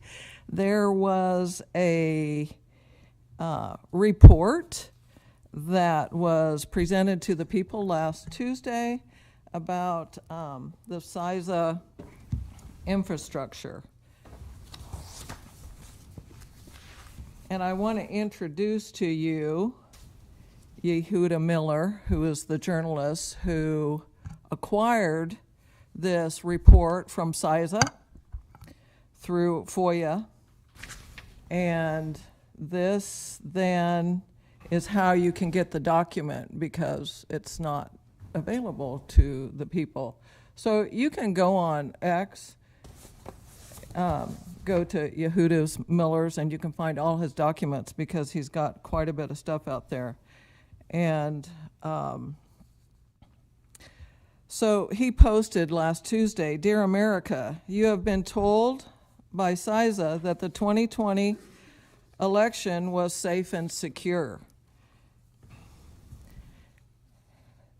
That our election was safe and secure by the director of CISA, Chris Krebs." He goes on to say that though CISA made a report on the security and the vulnerabilities of many election infrastructure offices throughout the country for the 2020 year. This is that document. It was put out in March 2021. The report has been hidden from the public, and the report is now being legally obtained through the FOIAs. You do not need to be an expert computer guy to understand that our election offices are about as porous as Swiss cheese. And it seems to be the greatest 14th Amendment violation by the treating voters differently. All voters have to be able to vote in the same secure fashion. I encourage you all to go there, pull this report, and read it on your own and ask yourself why this was hidden from the public. Here's the 27-page report that came out in March of 2021. The introduction states, the subsector report aggregates and analyzes election infrastructure entity data collected through CISA, the vulnerability scanning service, and cybersecurity assessments performed from November 3rd, 2019 to November 3rd of 2020, which covers the 12 months leading up to the 2020 U.S. election day.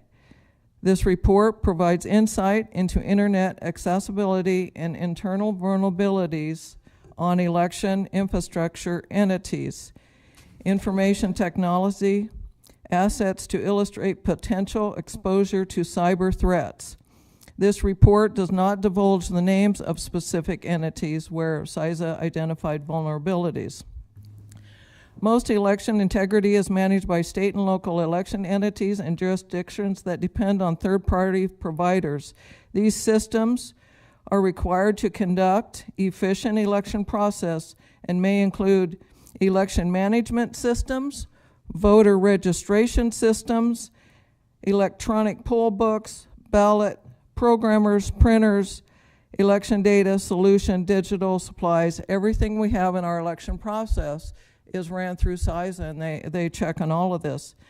I want to jump over here to page 6, And they tested on one particular structure, they tested 301 entities, and 248 of those were found very vulnerable. So I just want to bring that to the forefront. I really want to encourage you. There's all kinds of charts in this document. You really need to look it over. Page 7 basically says it all. The vulnerabilities that they found leading up to the 2020 election, and they went ahead and used the machines anyway. It's wrong. It's wrong. Thank you.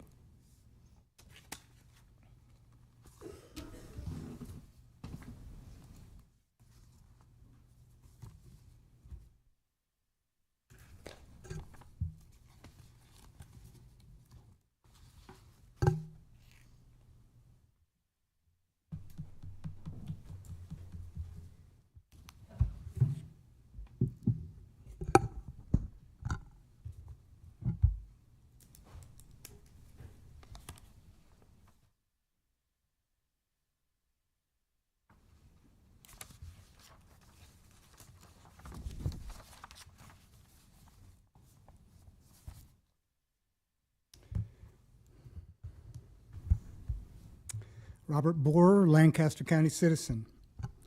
The hanging Chad fiasco of the 2000 general election was orchestrated in order to bring in a national, centralized, computerized voting system that made cheating in elections on a grand scale a cakewalk. Every state fell for it. Free federal money that obviously grew on trees flowed in to buy secret software voting computers that made the job of election officials so much easier. Never mind the secret software manipulation of vote counts. But then the gravy train money ran out, and people like Ednan and Bina had to find a way to continue their addiction to the good life of having these computers do all their work. They couldn't find a way, so they just went ahead and broke the law, hoping no one would notice or catch on to what the private black box computers were really doing, which is manipulating vote counts, which, as I keep saying, is precisely what they were created to do from the beginning. The fact that our Secretary's office won't provide us with the digital tally spreadsheets, also known as the cast vote record, is prima facie evidence of this. But I digress. The Secretary of State's office started misusing public funds. The law states that the cost of elections shall be a county expense. When the cost of elections are a county expense, the people of our counties have ownership in their elections. When the cost of elections are a state expense, the people of our counties don't have ownership in their elections. The Secretary's office is illegally spending tens of millions of dollars in state funds so that they can continue to impose this centralized, computerized election cheating system on all 93 of our counties. By so doing, they are continuing to hijack county ownership of our elections. By so doing, they are also continuing their destruction of county election transparency, county election watchfulness, and county election verifiability. If overthrowing our government constitutes treason, then overthrowing the means by which our government is instituted, namely the verifiable consent of we the people, is also treason. I've been privileged to be in conversation for the last year and a half with a small coalition, of real international election and cybersecurity experts for several hours every week. I don't take that privilege lightly. I am also a member of several much larger, less technical groups. I am not just a single voice crying in the wilderness, prepare ye the way of the return of government of, by, and for the people under God again. I am one of more than you can imagine. What is going on here today in this room right now is going on in every state in the country. It may not be violence in the traditional sense. But digital election fraud constitutes the violent overthrow of our constitutional republic. That fraud is protected by guns. Some of those guns stand ready in this building right now. It may be due to ignorance, but ignorance is no excuse. Every public servant is obligated to know the Constitution, the law, and the truth. You took an oath. That, so help you God, you would not be party to the overthrow of a duly elected government. You pledge allegiance to the republic every session you meet here. You mention God every session. Micah says in 6:8, what does the Lord require of thee or of us? But to do justly, to love mercy, and to walk humbly. Every week I show up, I am giving you an opportunity to not get caught with your pants down. It's yours to take or leave. At some point, that opportunity will run out, and forces that actually honor their oath to protect our Constitution from all enemies, foreign and domestic, will step in. On that day, my hands will be clean. Our individual and collective vote is the most important thing we have for protecting and sustaining liberty and justice for all. Cheers. Any other members of the public wishing to speak on items not on the agenda?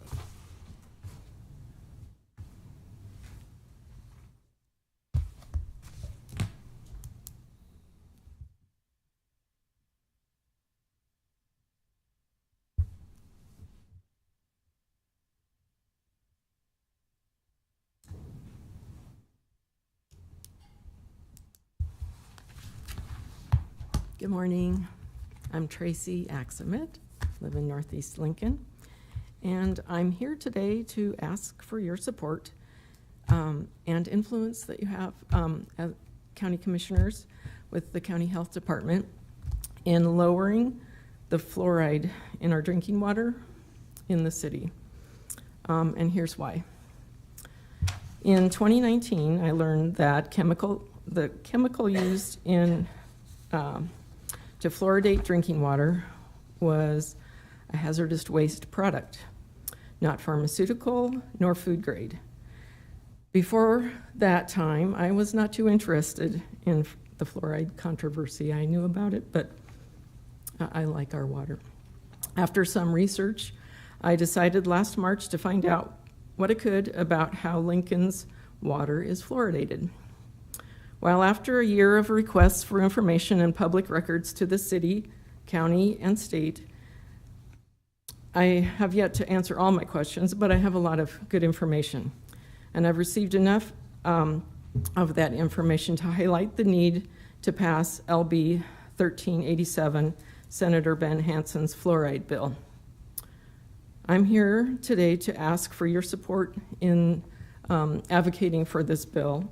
The bill removes the 2008 fluoride mandate for cities and villages with populations over 1,000 and limits public water supply fluoridation level to no more than 0.7 milligrams per liter of water. This limit is important because currently the 1983 DHHS fluoride level regulation is outdated. And that's per an email from NDEE representative. Past studies, recent analysis, and the federal fluoride case against the EPA that wrapped up last week, closing arguments last week. So we should be hearing the judge's ruling soon, hopefully. These are bringing focus to the risks associated with community drinking water fluoridation. Some of the risks and the state of fluoridation in Lincoln are as follows. The disconnect between conflicting long-promoted claims of fluoride preventing cavities is based on using a relative measure of tooth decay instead of an absolute measure. This is where I was tripped up over these last years. thinking, well, if it was a problem, we'd all know about it, right? Well, evidently it's this difference between a relative measure and an absolute measure. Second, Lincoln is over-fluoridating the drinking water compared to Omaha. Lincoln's fluoride treatment levels may seem only slightly higher than Omaha's. However, recent studies on IQ in children find that even very low maternal fluoride levels are associated with slightly lower IQs. Additionally, the American Dental Association report, there is an American Dental Association report that recommends unfluoridated water for infant formula. Toothpaste, processed foods, and beverages can also contribute to overfluoridation. Fluoride removal is costly and unaffordable for low-income families, but I know some families who were very low income and they buy their purified water, their RO water. Anyway. Public records, third, public records requests show that the 1983 Nebraska Department of Health and Human Services fluoride level regulation is outdated. Some responsibilities for that fluoride program over some time, I can't remember the date, when were transferred from DHHS to the Department of Environment and Energy.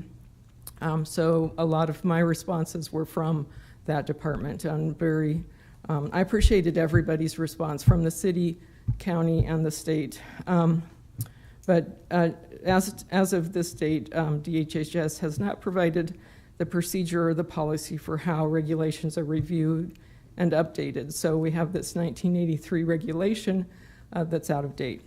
So finally, LB 1387 currently with the legislature's HHS committee would correct this outdated fluoride level regulation. And while we wait for the outcome of LB 1387 and the outcome of the federal fluoride trial that closed last week, there is opportunity for Lincoln to maintain fluoride treatment compliance while also lowering treatment levels and the associated risk. This seems like a reasonable action for such controversial That is your topic. time, ma'am. And I'm leaving these for you. Thank you. Oh, sorry. All right. Thank you for your time. Any other members of the public wishing to speak on items not on today's agenda? Okay, go ahead and move down to announcements. The Lancaster County Board of Commissioners will hold a staff meeting on Thursday, February 29th, 2024 at 8:30 a.m. in room 112 of the County City Building.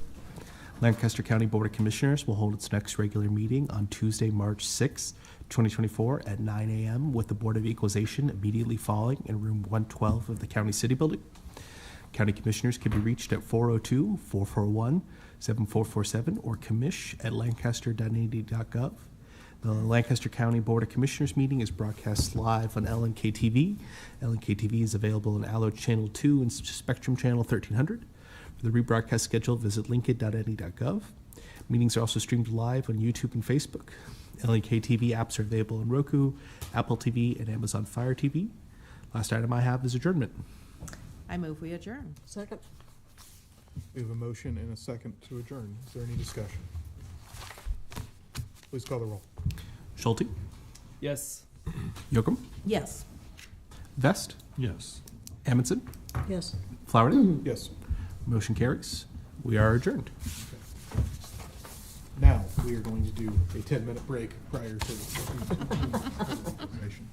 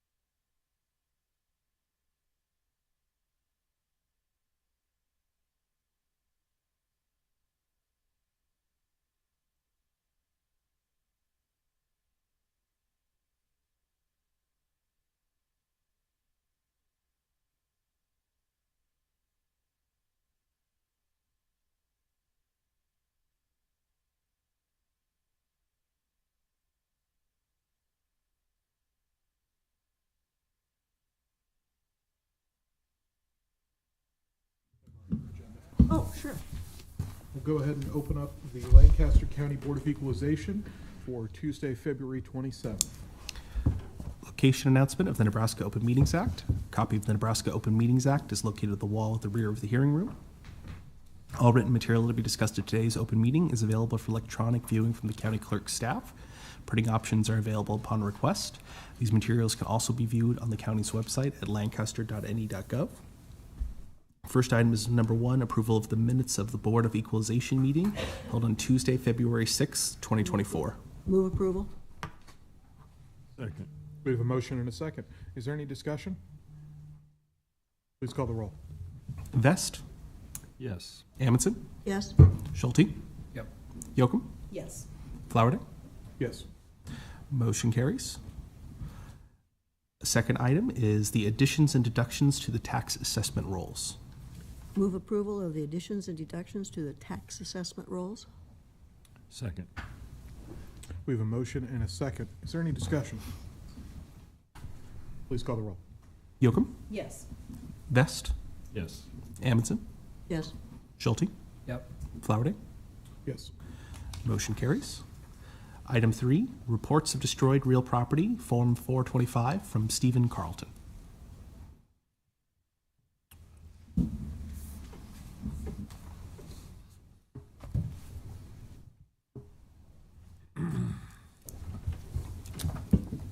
Good morning, Commissioners. Dan Zay with the Lancaster County Attorney's Office.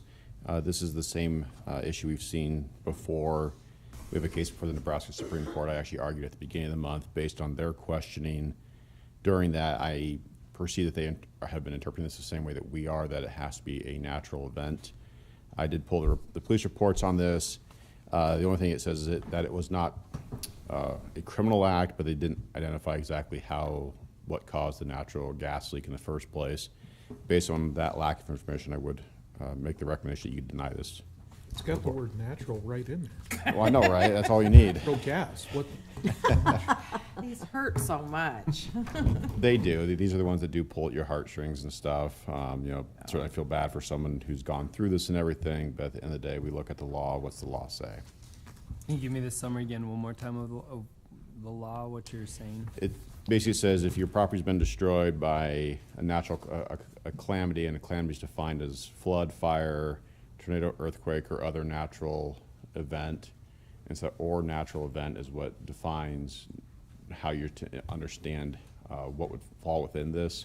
So we've interpreted it to basically mean it has to be an act of God, Mother Nature, whatever you want to call it, that causes the event. So a lightning strike that causes a fire would be something that would be consistent with, as the statute says, that would be covered. The one we had, that's actually for the Supreme Court, was an arson that occurred during the civil unrest of 2020. We said that was not covered. A natural gas leak is closer. Right. But it certainly could. If you have a wind that falls and knocks and breaks a branch and it falls and disconnects the line somehow that leads it, it feeds into the house, that would be covered. do we know what the situations around this were? No. So just talk me for a second. I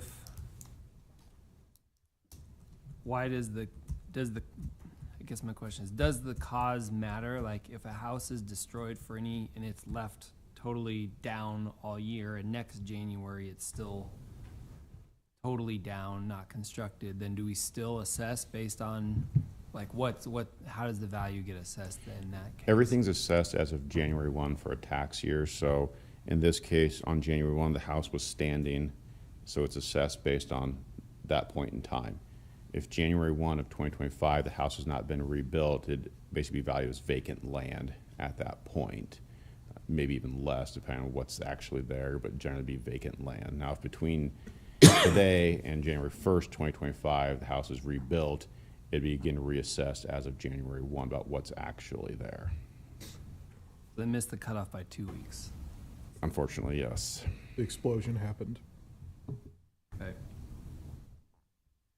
And we've had others of these too. I don't remember Yeah. which ones. It's been really hard to Well, deny it, but we have to. They're the worst. And the legislature has changed even since we started dealing with it, they've modified the law a little bit and still not, right? They tried last session, I believe, to go from destroyed to damaged real property, kind of fix their, the initial kind of issues with how this was worded. I don't think that moved on, but I believe that was at least proposed. I thought it passed. It could easily be wrong. It was. But they didn't change the natural disaster. Correct. That Right. definition has not changed. Yeah. Well,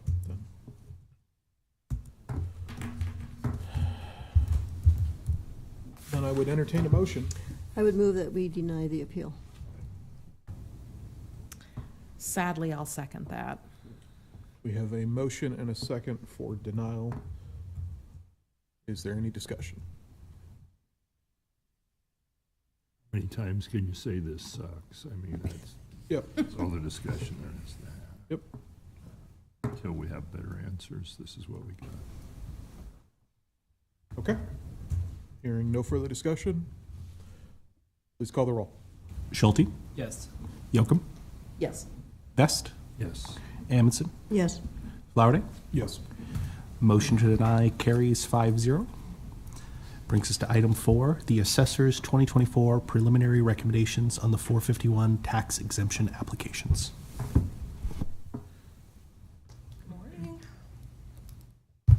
Corey Beatty with the County Assessor Register of Deeds Office. So 2024 is a new application year for property owners seeking exemptions, permissive exemptions under the charitable, educational, religious, agricultural, and horticultural categories. I think I got them all.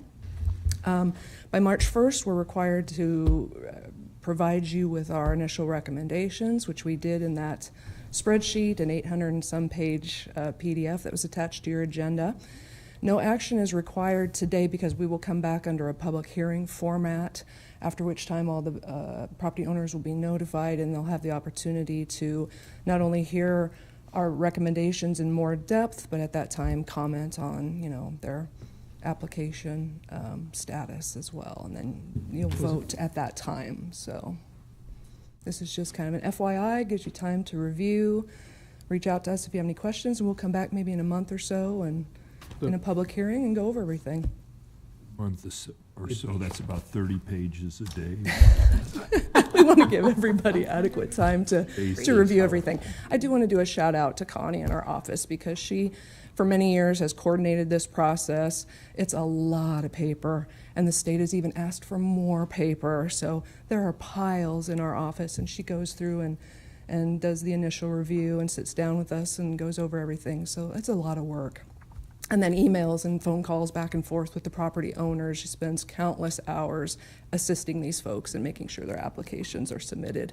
So I'm confused here. In a month from now, we're coming back on the 2024 451s. But we are Correct. just about to do the A couple that 2023 late 451s. filers, yeah. Okay. Yeah, we'll address that here in just a second. Got it. Okay. Okay, So, thank you. all right. Any further discussion on item number 4? Okay. We'll move on to the public hearings. Item number 5 are public hearings, the first of which is the 451 exemption applications for 2023. Do you solemnly swear or affirm that the testimony you're about to give is the truth and nothing but the truth? I do. Corey Beatty, County Assessor We'll open Register the of public Deeds. hearing on the 451 exemption applications for 2023. Go. I do. Corey Beatty, County Assessor Register of Deeds Office. So the 4 applications before you were actually for tax year 2023. We're currently, like you mentioned earlier, Commissioner Flowerday, in 2024 review. To be considered timely filed, they would have needed to be in our office by December 31st of 2022. These were received in November and December of 2023. So almost So a we are full year going, later. yeah, so we're going to recommend that you deny them based on the fact that they were not timely filed. 2 of them did file for 2024, and those are on the list, and everything is good to go there, so. Great. Okay. Just to clarify, if we deny them, that means that what happens? They're on the tax roll for 2023. Okay. They have to pay property taxes like anybody else. Yep. Okay. Are these, I'm just trying to look, Like 2 entities. it looks like it's, 2 groups, Pine Lake Golf, which is significant amount of land, apparently, and the other one is it, I guess I'm trying to figure out by the parcel IDs, I can never tell exactly what it is. The other one is, looks like a land, but then there's one that's a smaller dollar amount. You know, 68,000, that doesn't, is that a house or is that some personal property? Do you have any idea what that particularly? Yeah, family service. No, they're all for real property. Yeah, I don't know if it was just, are you talking the one for family services at 68,000? Yeah. List the same Yeah. address. It's a community center, low-income housing, I'm not quite sure. Mills Second Edition Uni Place. Yeah, I'm not sure if it's just a house. It says low-income housing. Okay. Yeah. Okay. Okay. Anyone else wishing to speak on the public hearing for the 451 exemption applications? Seeing no members of the public wishing to speak, we will close the public hearing on the 451 exemption applications for 2023. We will move down to the public hearing. I will now open the public hearing for the motor vehicle tax exemption applications. Are there any members of the public wishing to speak on the motor vehicle tax exemption applications? Commissioners, just for the record, I'll read in the names of the motor vehicle tax exemption applications hearing. They are for Triangel Adventist Media Incorporated, Cedars Youth Services, the Nebraska Crop Improvement Association, Messiah Lutheran Church and School, Dialysis Center of Lincoln Incorporated, Lutheran Family Services of Nebraska Incorporated, Doane University, Lincoln Baptist Church, Christ Place, First Evangelical Free Church, Lincoln Berean Church, Temple Baptist Church, Tabitha Incorporated, City Impact, the Nebraska United Methodist Foundation, and Northern Lighthouse Church. Thank you, Mr. Clerk. Okay. Once again, any members of the public wishing to speak on the motor vehicle tax exemption applications? Seeing none, we will go ahead and close that public hearing and move on to item 6. Commissioners, item 6, action on the following. 6A, the 451 exemption applications for 2023. I move approval. I think, is it approval? Staff recommended. I move to deny based on the filing date. A motion for denial. Second. We have a second. Is there any discussion? Hearing none. Please call the roll. Amundson, Yes. Schulte, Yes. Yocum, Yes. Vest, Yes. Flowerday. Yes. Motion to deny carries 5-0. Brings us to 6B, action on the motor vehicle tax exemption applications. We approve. Second. We have a motion and a second. Is there any discussion? Please call the roll. Vest, Yes. Amundson, Yes. Schulte, Yes. Yocum, Yes. Flowerday. Yes. Motion to approve passes 5-0. Brings us to item 7, public comment. Those wishing to speak on items related to County Board of Equalization business not on the agenda may do so at this time. Any members of the public wishing to speak on anything not on the agenda? Seeing none. Move we adjourn. Second. We have a motion and a second to adjourn. Is there any discussion? Please call the roll. Yocum, Yes. Vest, Yes. Amundson, Yes. Schulte, Yep. Flowerday. Yes. Motion carries. We're adjourned.